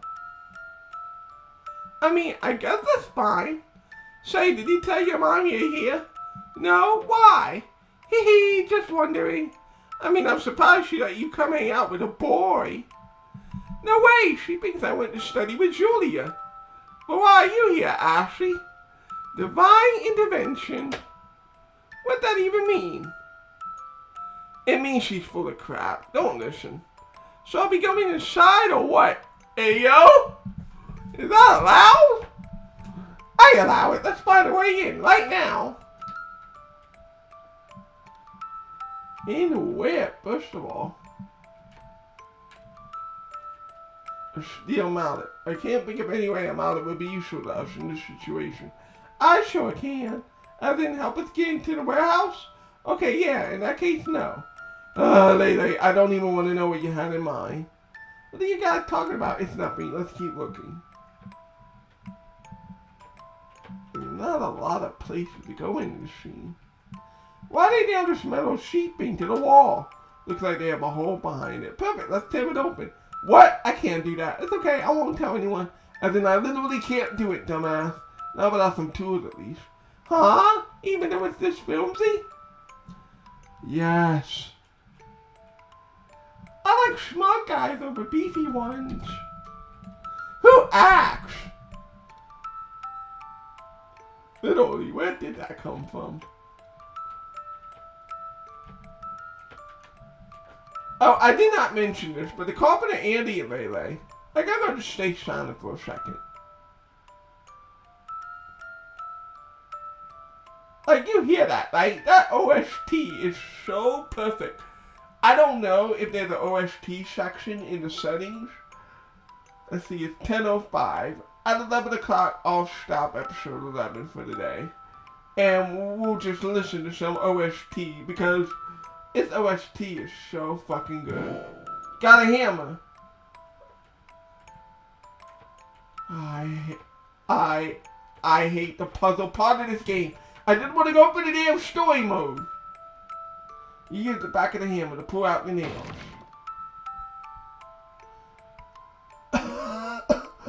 Oh wow, it sure is kind of dusty here.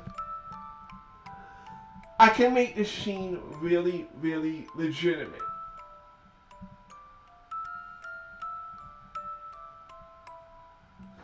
Because, spoiler, I have asthma. So if I wanted to,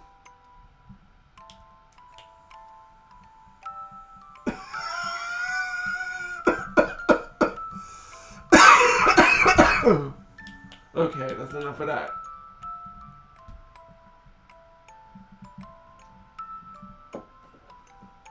But yeah, that's why this scene, when I saw it through the playthrough, like, I love Leyley, but this is honestly this is the bitchiest thing, in my opinion, that Leyley ever did. Not even a lie.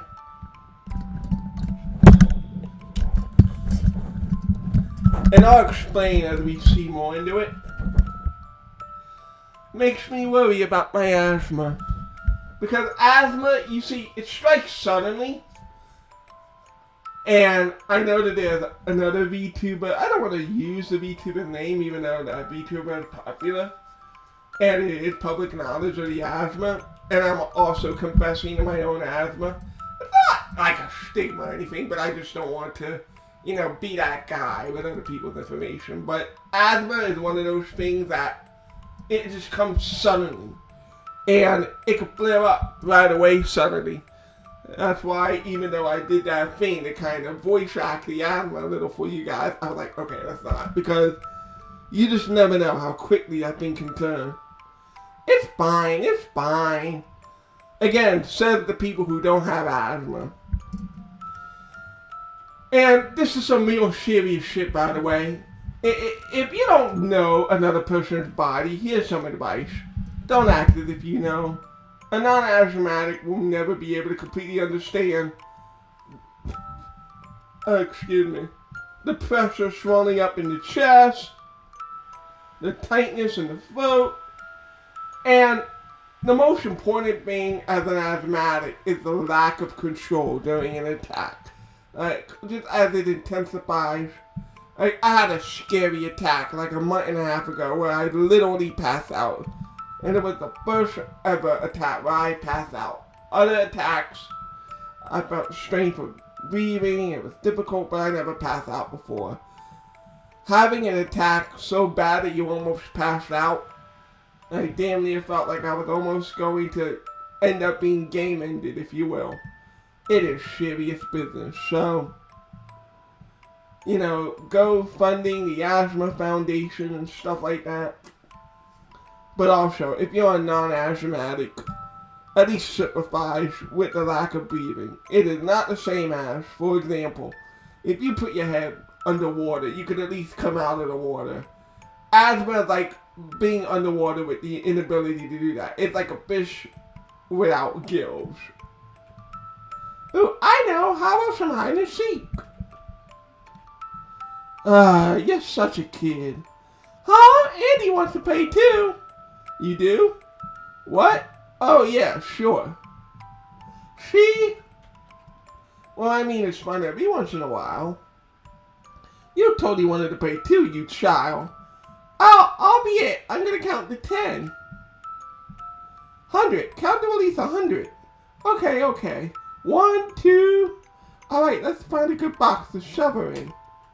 You still want to do that? Even after learning she has asthma?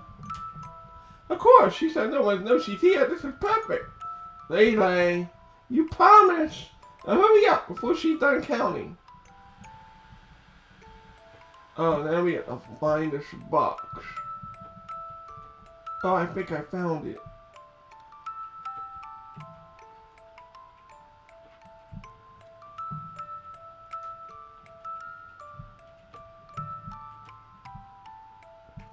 I thought it was going to be that thing on top of the... Because that's a small ass box.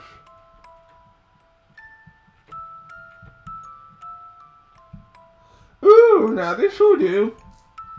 And you can see why. If you look at the box, there wasn't any lock on it though. Or we don't actually want the locker in. Now how we don't, place your stick or something between the wings. That'll keep it closed. Or the stick just break. No, well, if she turns inside, I doubt she'd have the leverage too. Well, you know, here I come. Oh crap, she counts too fast. It wasn't that fast, really. Aha, that's high, that's high. So, okay. I'm going to do a little more explaining with asthma. You see, this closed-in box. On one hand, there's only a certain amount of oxygen that would be in it. But on the other hand, because it's closed the way it is, it's literally the only oxygen in there is going to be the oxygen in there. Once that runs out, like, that's just it. And that's what makes that such a deadly... It's a coffin. For an asthmatic, that is a coffin. Are they going to hide themselves in the box? Because, like, where else are they going to go?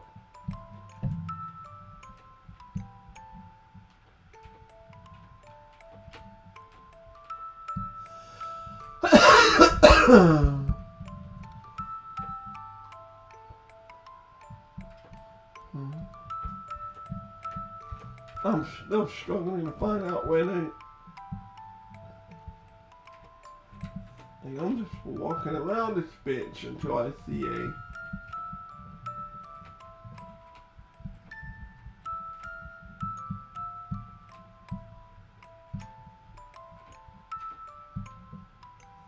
Where am I supposed to go?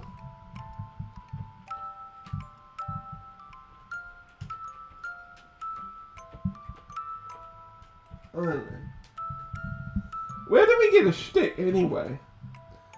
Andy picks up whatever wooden debris is at his feet. So see, already, if you just look, it's already a closed space as it is.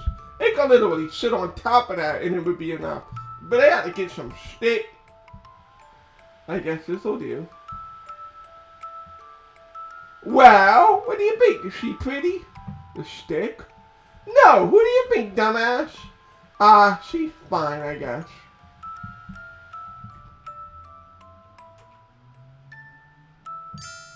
Found you!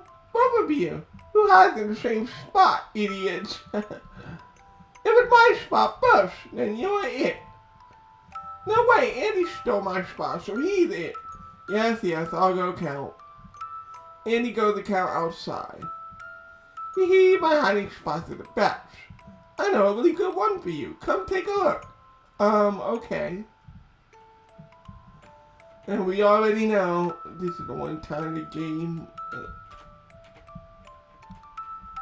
Me jumping in here seemed like a bad idea. How so? I'm gonna get my clothes dirty. That's your first part?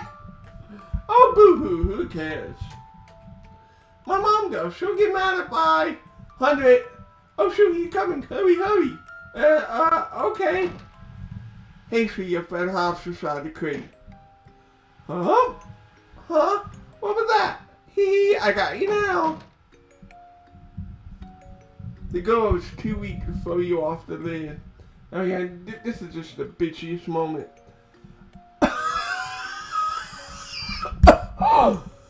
This isn't the buddy, Ashley. Let me out. There you are, Andy, you slowpoke. Let me up. She's putting up a fight. I can't breathe.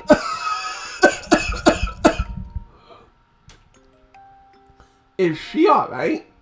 Spoiler! No, she's not. She's literally dying. Please, shut up already, you drama queen. Those without asthma. I'm gonna be sounding like pain here. Those without asthma cannot know true without breathness. Not out, Ashley. See, she's just pretending. Oh, fuck off. No one's ever died from some dust. No one without asthma, I guess.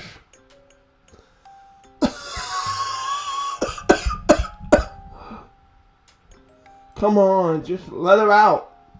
What? You believe her over me? I'll believe the coughing sounds, really. It's not really about whether I believe her or not. Fine, you let her out then. Who cares about me anyway? And see, it's already bad enough that Leyley, perhaps unintentionally, but she obviously intended to harm her, trap her at the very least. But she didn't know it would kill her, I guess technically in a sense.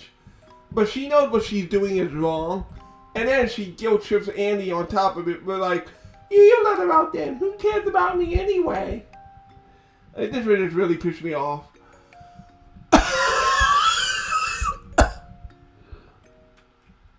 Everyone likes her better. Bet you like her better too. But everyone does. I already know. With these little fake ass tears on Leyley's face. You know, while someone is dying.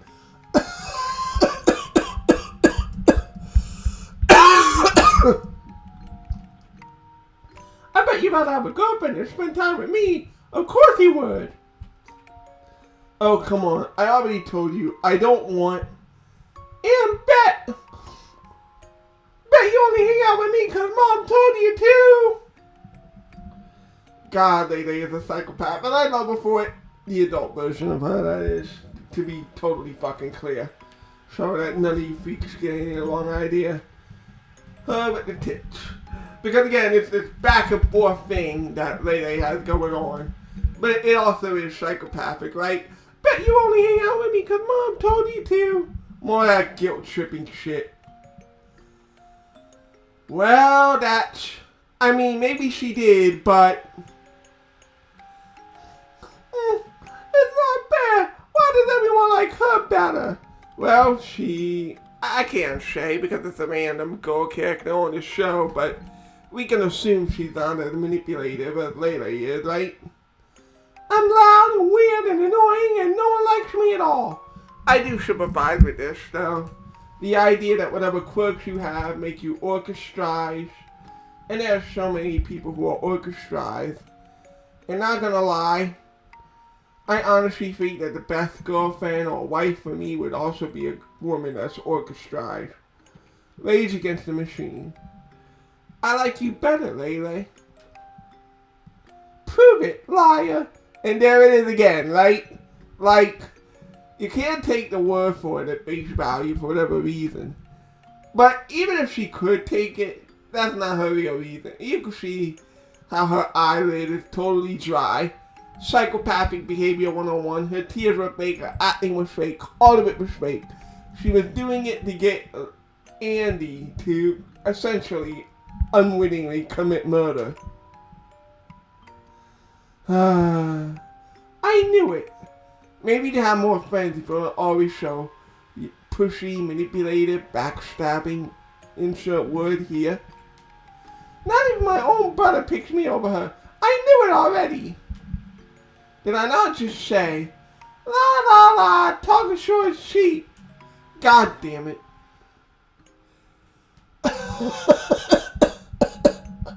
Ash. There, are you happy now? Hee hee, yes. Just until morning, okay? Yes, you're the best. I like you the best, Andy. You hear that? You get to stay there until morning. No, please. Ashley, let me out, please. I can't do it anymore. I can't simulate my asthmatic coughs. That's good for me in real life health, but also is a little bit of strain. Ashley, wait, don't go. Ashley, please. Ashley! Ashley? Are you awake? Well, I am now. Okay. What is it? Nothing, it's just... God, what the fuck did we do? You're still on about dinner? Fine, just start then. More for me. How are you like this? Are you out of your mind? Listen, I didn't kill the guy, so I didn't do anything wrong. You mutilated and ate a corpse. Well, again, to be fair, you know, everyone was around food, no one was looking. It's the same thing as a plane crashes in real life and you're in an abandoned desert. I do think there was 1 or 2 cases that tried to try this. You know, don't quote me on it, but for the most part, I personally have the opinion. There was that one episode, right, in Bold and the Beautiful, I think, where it was kind of like this. Anyway, my personal opinion, not the law, not legal advice. If you're alone, you're stranded for like hundreds of miles, thousands of miles, and there's a dead body, you go eat it. What else were we supposed to do? Call the warden and let him know he died? That is kind of epical. Yes, sir, he summoned a demon and died. I swear he didn't do it. Yeah, we wouldn't have had to admit that we were there. True. We could have just told him to go check up on the guy. True! Now Andrew's starting to talk some sense. Andrew, what the hell? What the hell? Didn't we both agree on this? I could have sworn it was your suggestion in the first place. Well, you were the one who kind of said it out loud, but I was too hungry to think straight, okay? Now that's some bullshit. But fine, let's assume it was so. What do you want me to do about it? Like I said, at that point it's too late. Oh my god, this OST is so perfect.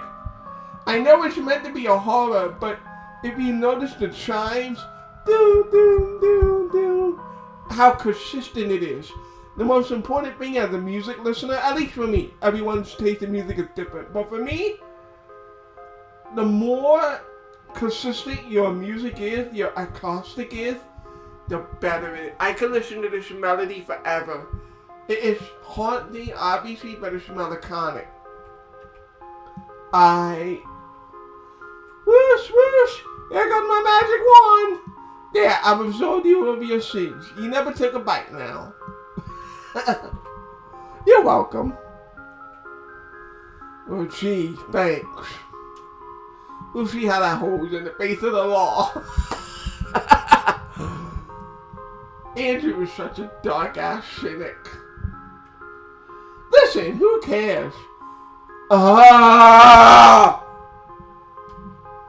Isn't this like some extreme circumstances stuff?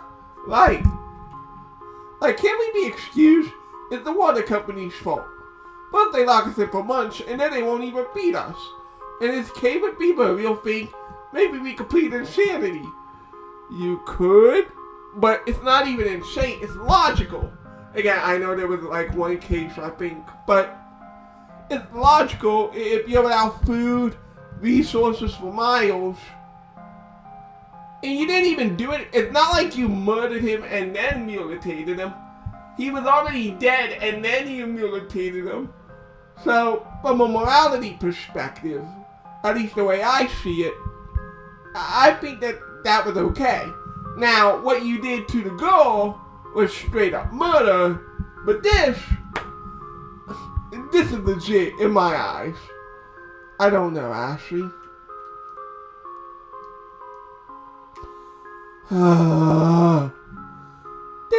There. You know, I couldn't get his head off. Huh? Like he didn't fit in the freezer proper. So I needed to chop his head off, but I couldn't cut it. His spine was too... Anyway, I kind of just kept cutting him out and then pulled it off. Like some plant, I don't know. I kept thinking about it. I I can't fucking sleep, Ashley. It's... Come here. I don't know what's wrong with you. How are you so unbothered? I don't know. I compartmentalize. Now this should be the other way around. I ain't gonna lie. Normally it'd be the girl freaking out like this, and it would be Andrew who'd be like, yeah, you know? But not gonna lie. And you know, maybe as men we act tough, but I really do wish it was like this. And as a guy, I wish I could let down my walls to be like this. And I wish I could let my walls down like this without being seen as weaker or inferior or mocked to your other girlfriends behind your back like 10 minutes later. Just saying. Like, that's a really fucking annoying quirk that most women have. Kind of like we compartmentalize that guy into different pieces. Ashley! Andrew! What is it, Andrew? Andrew! Andrew! Andy! Oh my God, she asked for it. Ah!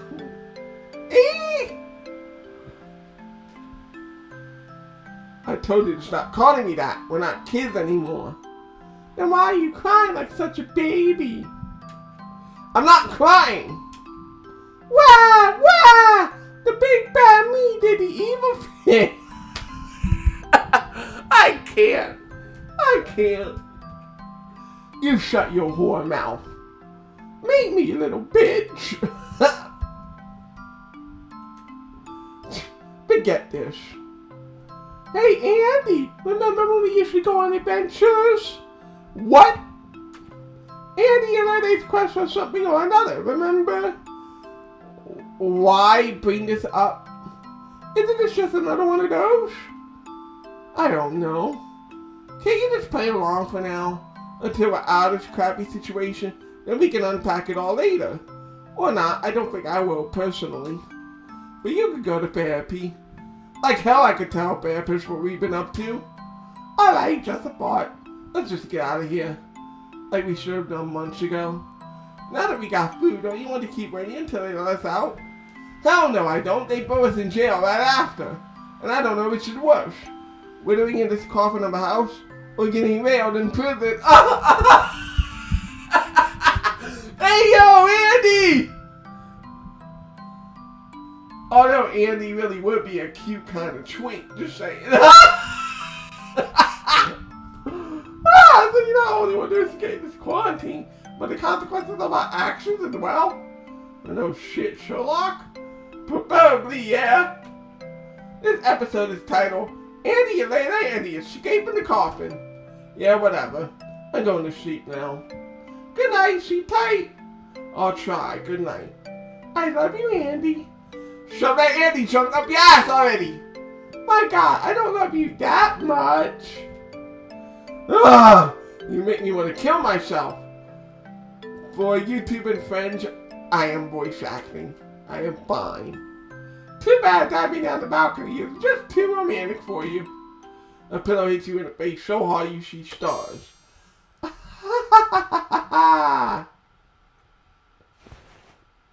Your body has absorbed some delicious nutrients, and you're feeling mighty better today.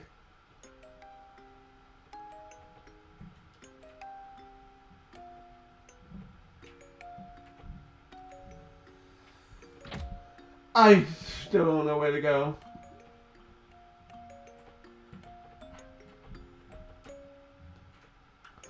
Like, I like it the best when this game gives you a hint on where to go. Because at least then, you know.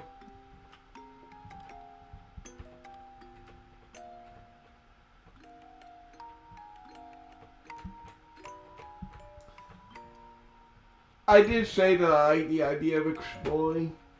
But I am so much more into the story mode than the puzzle mode of this game. Not even a lie.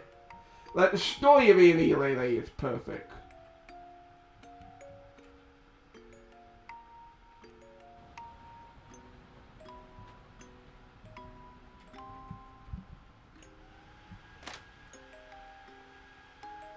What are you doing here?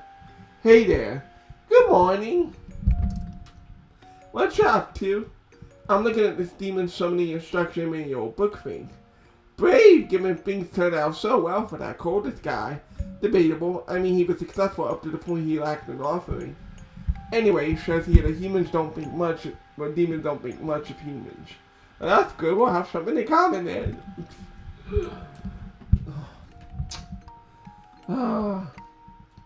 Oh, Ashley, Leyley, you are such a babe. You are such a babe.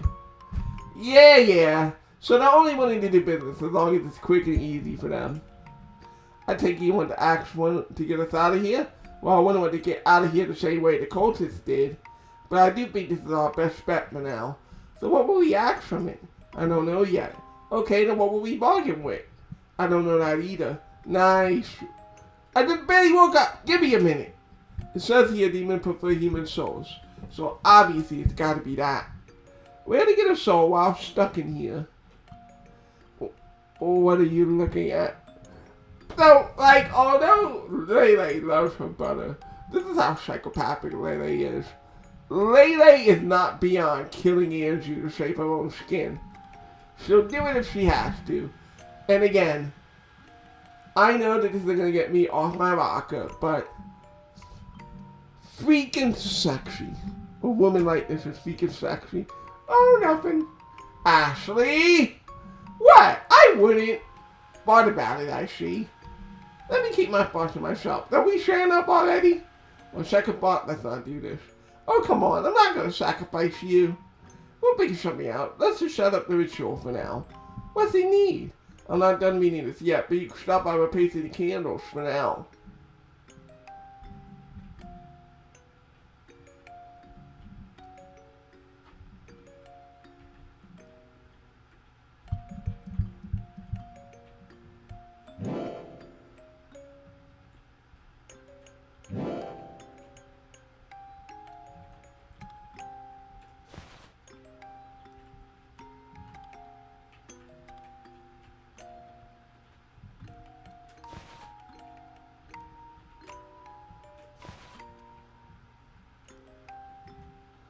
Okay, we'll put it together.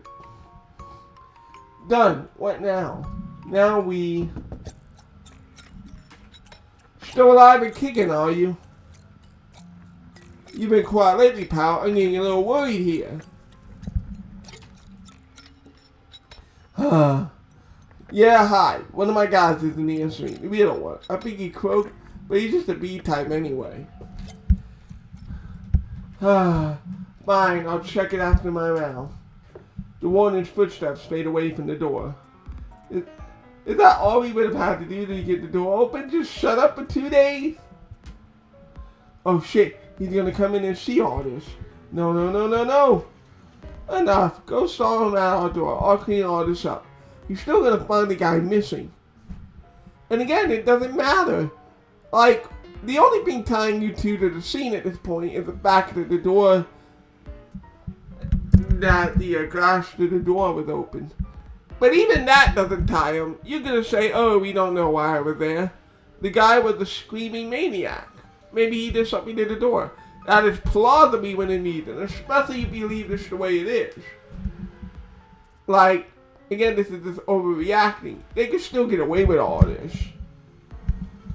Unless he checks the freezer, which is exactly where all this blood leads. Okay, clean the blood that leads up to the freezer then. But leave the rest, right? No! Go before he notices we're not home. And keep him until I mop up all the blood. Maybe then he'll assume the guy jumped out the balcony or something. There should be a corpse below then. You get to be that corpse if you don't get going already. See? Max off. Max off.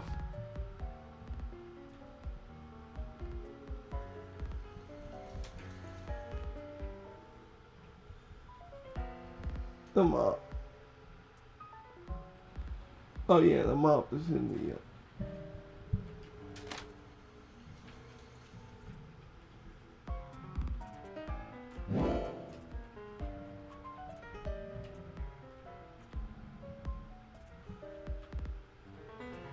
Again, the OST is so good in this game.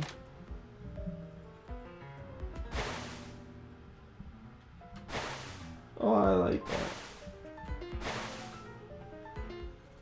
Excellent.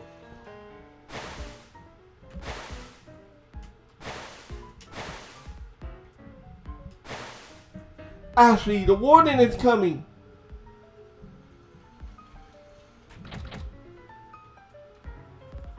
What? Did we make our escape? Huh? What are you doing here? Oh, shoot. Sadly, the warden soon called over his buddy. You'll drive back to your apartment where you and your brother's wicked deeds are soon discovered. Warden wins. And guess what? It went so badly for you that I'm gonna let you try again. I got the bad ending? What? I got the bad ending. By going with the left-handed path, I got the bad ending? What? Because those were the only decisions I had to make. I had the bad ending. What?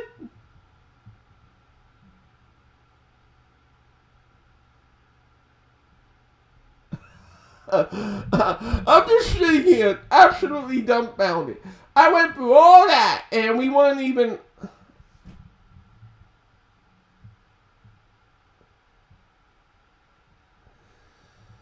I said at 11 and I am getting us through chapter 1 at least, right?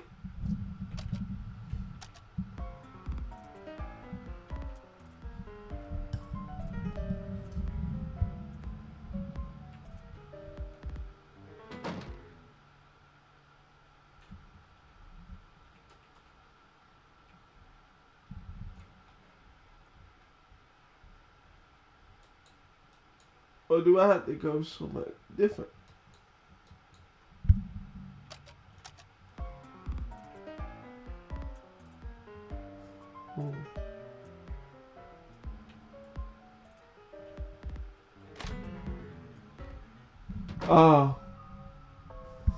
Greetings and salutations. Oh, I get it. He would have came in too quickly for her to break out of the house, but hiding through the closet. Greetings and salutations.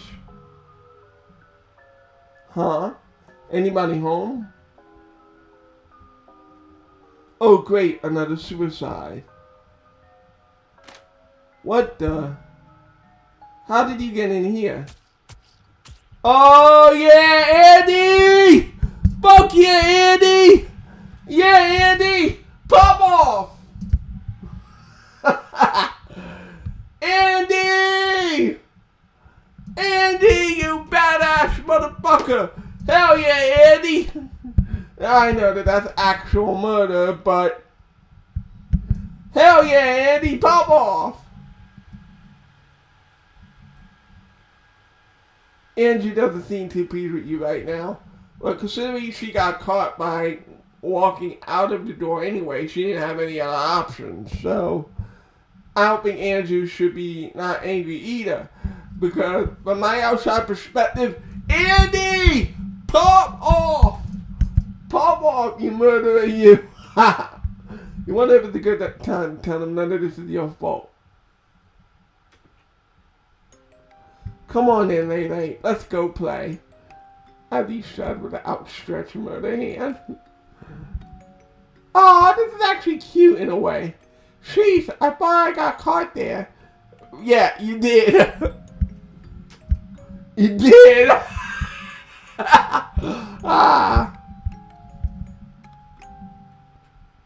Happens to the best of us. Now we'll do the ritual, right? The warning is very dead. Well, you've done it now, Andy. You've actually killed a man. Like... directly. True. You know, the other guy, you could say that it was just a corpse. But here you really murdered him. Hey, more meat. Yep. I like how he shut that point matter of factly, because I'll be honest. This will never happen, but if I indeed ever murder somebody, I have a massive guilty conscience where I would have to actually fight that guilty conscience before making a move. Like, it's torn. On one hand, you know, you're caught, you're in a prison cell, or God forbid, even a death penalty. And on the other hand, I'm the kind of guy where it's like, if I do what I want and I live for pleasure, I'm not looking to get myself caught anytime soon. Yeah, it'll end up being one of those things where once you do one crime, you end up doing a bunch of other crimes to try to escape it. And that's how you end up getting to hold on to the ass list, right? I was a little surprised there, haha. So where's your mental breakdown? I mean, I'm gonna roleplay the Andy a little bit. I just ate a man. I saw a guy die to some satanic cross thing. And now I just murdered another man. I think my mental breakdown passed away when I was breaking out in that room earlier last night. I'm saving it for later. Lay off. Yeah, we'll see how you sleep after this one. Ashley! I am not in the mood for your shit right now. Alright. Oh, looky here. Got a key to room 405. What's room 405? Is it this door here? Alas, you unlocked the door, and before we go, Ashley. Huh? I just want to make sure we're on the same page about something. Whatever excuse we have for eating that other guy just went out the window because of your screw up. Oh, I'm sorry. Did I ask you to kill him? What do you think would have happened if I hadn't? Look, I'm not saying I'm not grateful, Andrew. I am. But what's your point? My point is, no matter what happened beyond this door, you don't speak a word of what went down here to anyone. Yeah, obviously. Obviously. And there would be no doubt be obvious we did something. Once this guy's ship ends and the next warning come looking around. Especially disappear while we can. Well, as you might have noticed, I'm trying. Yeah, see, I'm not sure you're grasping the gravity of our situation here. Knowing you think you're gonna run off to find mom and dad. But I'm saying all of that is off the table. I hadn't planned on anything yet, actually. God, that's even worse! Okay, so you want me to never contact anyone I know ever again? Because you think they'll snitch on us to the authorities. Is that it? Yes! Exactly!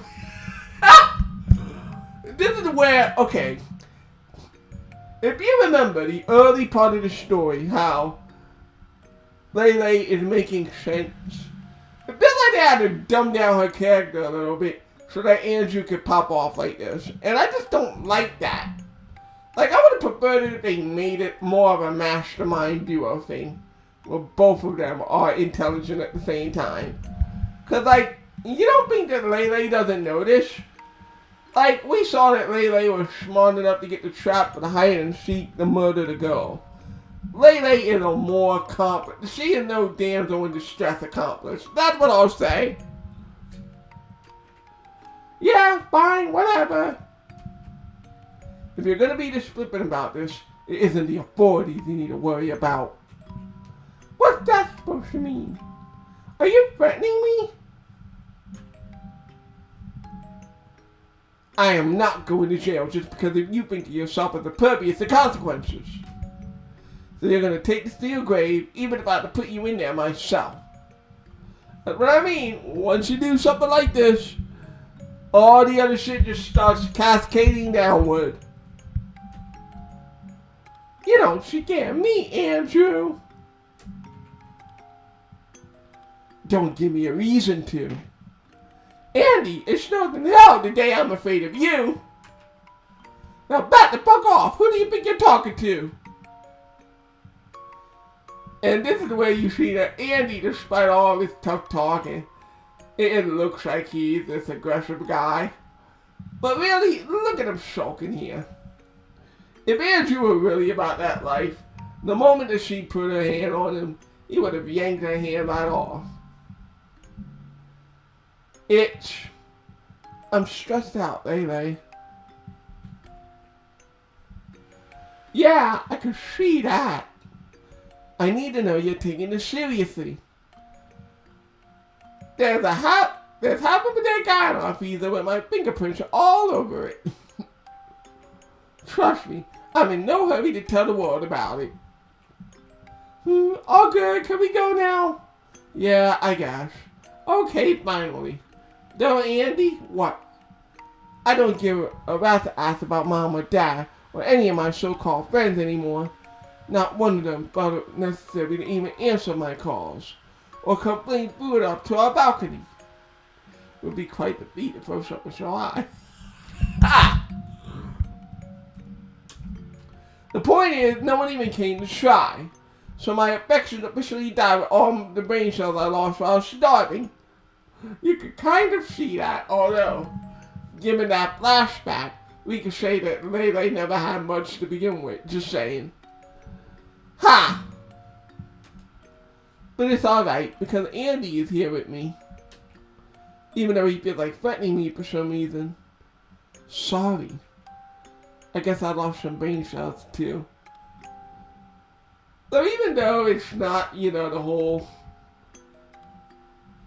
Bonnie and Clyde thing, this is where they're really coupled and really gets off. Can't use what you don't have. It's more this playful kind of thing. Oh, fuck you! Alright, let's get the hell out of here already.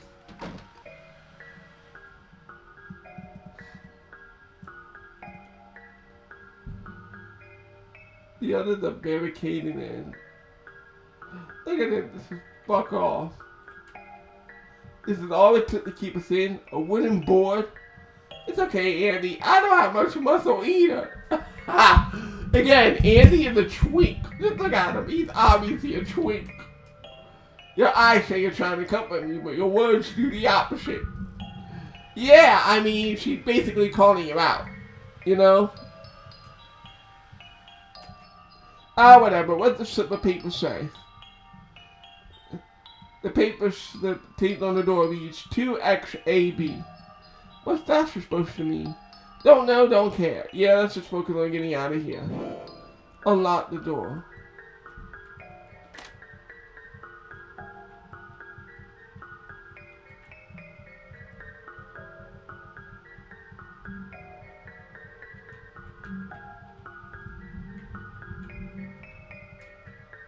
Maybe I'll take a shower. Not right now, you won't. Why not? Don't they need to get the blood off of them? If you're gonna try to get away with murder, kinda gotta get rid of the evidence.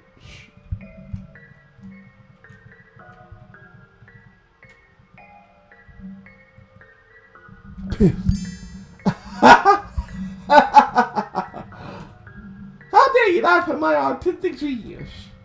The garbage you hold on to. Hey, I was proud of this one. Still am. Well, it is still the best thing you've ever true. Oh. I'll take that as a compliment.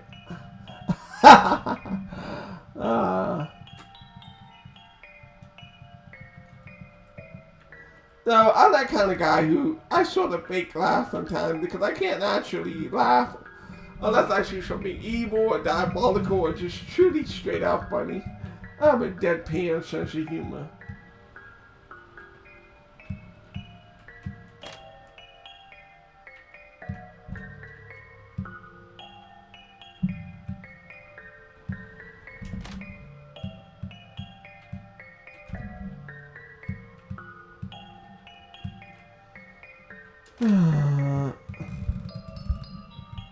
Well,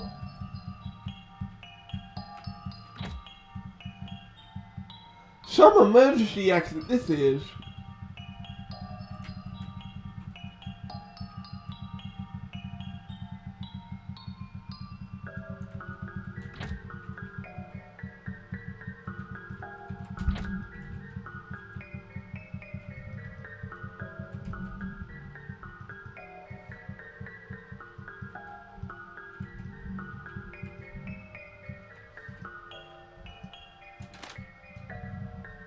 I hate what a puzzle this is.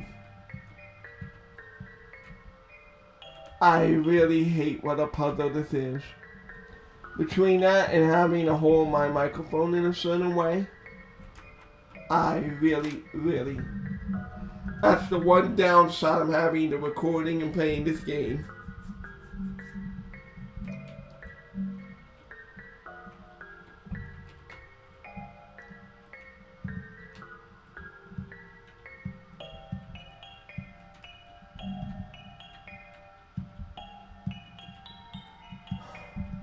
I hate the puzzle mode.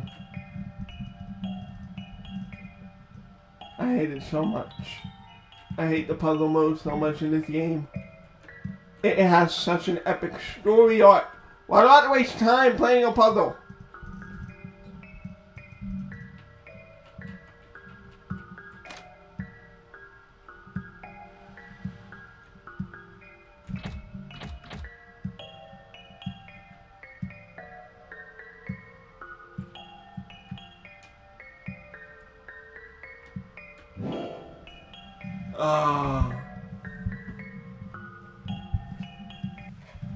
Got a key to 302.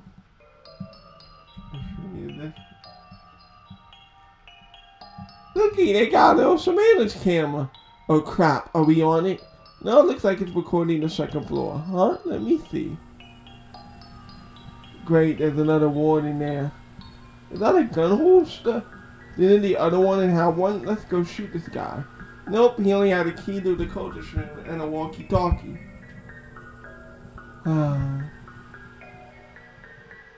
You think there's a warden on every floor? Nah, they probably work in pairs.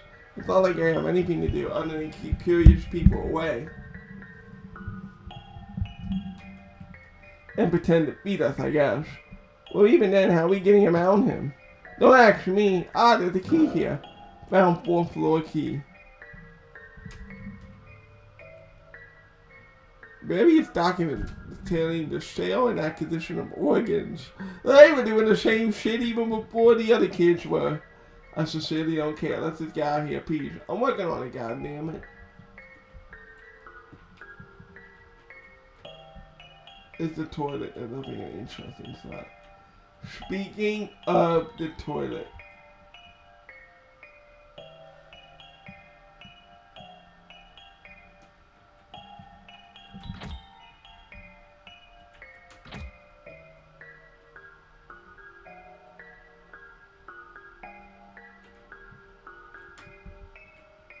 Go to 1st floor, cancel.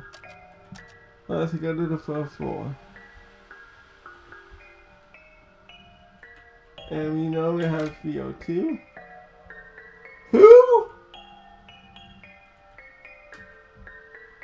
Doodles and drawings. Hey, don't you dare come any closer. Who are you? The neighbors from upstairs. What are you doing here? Get out. Well, we bought the keys before you might want out of here. You fought wrong, get lost, huh? What don't you understand? You don't want to get out of here? That's what I said, why would I want out? I can eat food, I can play games all day long. I look like a king. I hope this quarantine never ends. Wait, they actually bring you food? Of course, literally anything I want. All you gotta do is ask nicely. Like, bend over and open wide nicely. Ashley, fuck you, get out, both of you. Leave before I make a scene.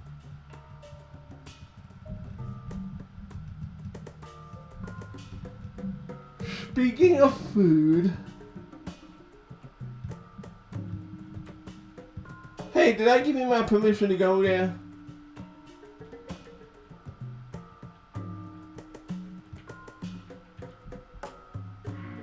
The fridge is full of food. Let's kill the girl and rob the food. Like, what more crime to add to our plate? Alright?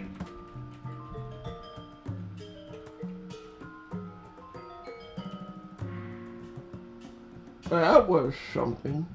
How come we got such stupid treatment? Why don't I got any food? Guess it's just not pretty. I'm not gonna lie though. Leyley is hotter.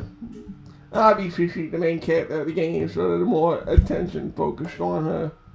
But let's just say that Leyley from a physical perspective, is built exactly the way I would like a woman. You think she's pretty? I mean, wasn't she? She's a blonde. I have nothing against blondes, or really any hairstyle, but I will say, if I'm gonna talk about the hairstyle, I like it long, wavy, and black. I like the idea that I could just run my hands through her hair, run my hands through her locks. I don't know. When I get the romance, I can be a little bit possessive. Whatever. Is it okay to leave her there after she saw and stuff? Probably not, but if you go in there swinging your cleaver, she'll definitely scream. Then the second warning comes in and shoots us. This is so hopeless. I think our best bet is to finish the ritual and use it to get rid of the second warning. No, duh. Well, if we can get this woman up to the coldest room, we got us a soda offer. How on earth are we going to convince her lady after even leave the room? Well, don't kill her, just knock her out cold and then drag her corpse there. Beat me, let's just finish setting up the ritual for now. Alright. Do you really think I'm not pretty enough? And this is that whole thing again, right? Where ladies just need this constant reassurance. But I think I understand it. If mothers nurture their sons kind of with that whole soothing thing, you want to know what Daddy always did? Daddy Princess is like, you're my princess, you're my girl, I'm going to get you all the candy, the sweets, I'm going to paint your room pink, and all that, right? That's what most women were able to grow up with as kids, as ladies. And just like whether we like it or not, that we were kind of like at least something remotely resembling the emotional support we got from our moms, women will want the reassurance that they got from their dads, from their husbands. And a lot of this is obvious, but we were not raised to give assurance to. Like, it kind of is natural to be protective towards your siblings, but reassuring them, that's a different thing altogether. Like, it's easier to be reassuring to a daughter than it is to a woman, but especially now in 2025, that's what a lot of women are looking for. And, you know, if we want to be in a successful heterosexual relationship, we kind of have to improve on that. So ugly am I that I shouldn't even be fed? Or maybe they didn't think it'd be fun to screw you while I'm loitering around the house. Oh, yeah, okay, fair point. And I wouldn't let them anyway.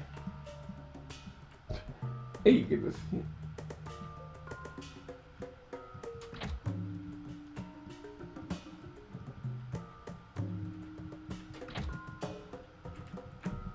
I just make it a habit to click everywhere.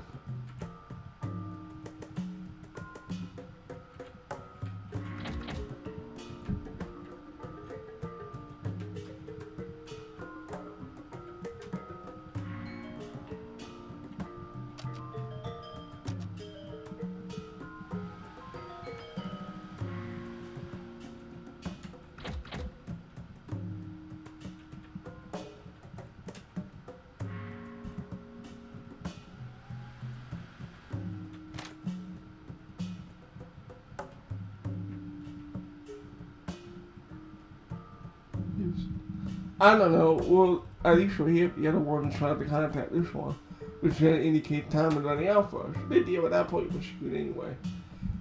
Hey, what if we call the warden over with this and have the demon eat his soul?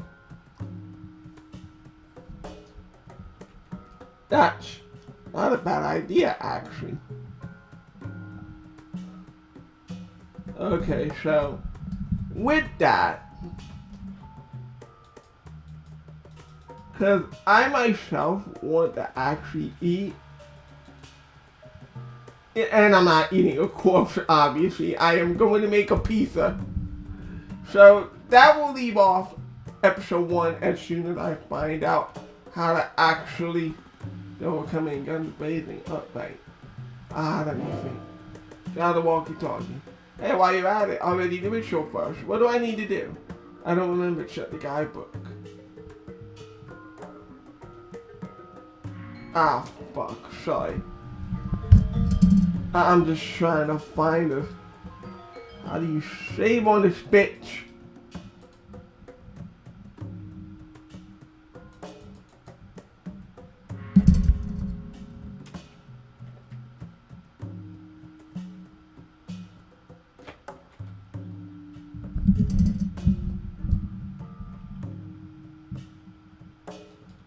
Actually, yeah. I'll use this. How do you save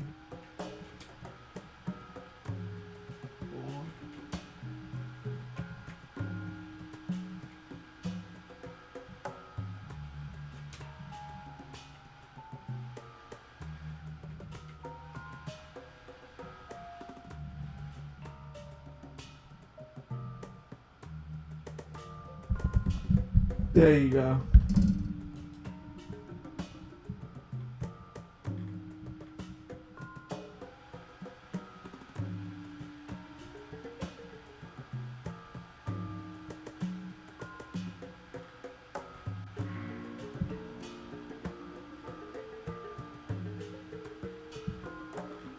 Wait. Oh, this is way too complicated. There's gotta be an easier way, right?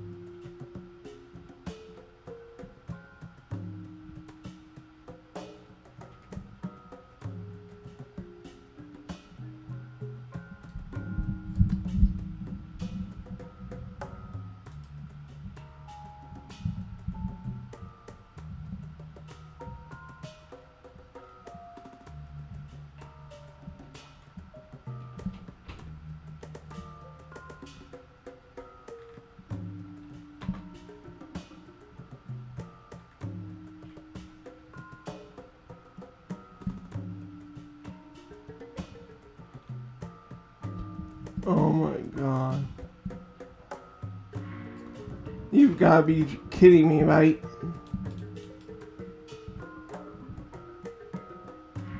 Alright, you know what? Fuck it. I'm just gonna end the recording. And I'll start the recording out when I want to play part 2. Because this is just ridiculous. You mean to tell me that there's...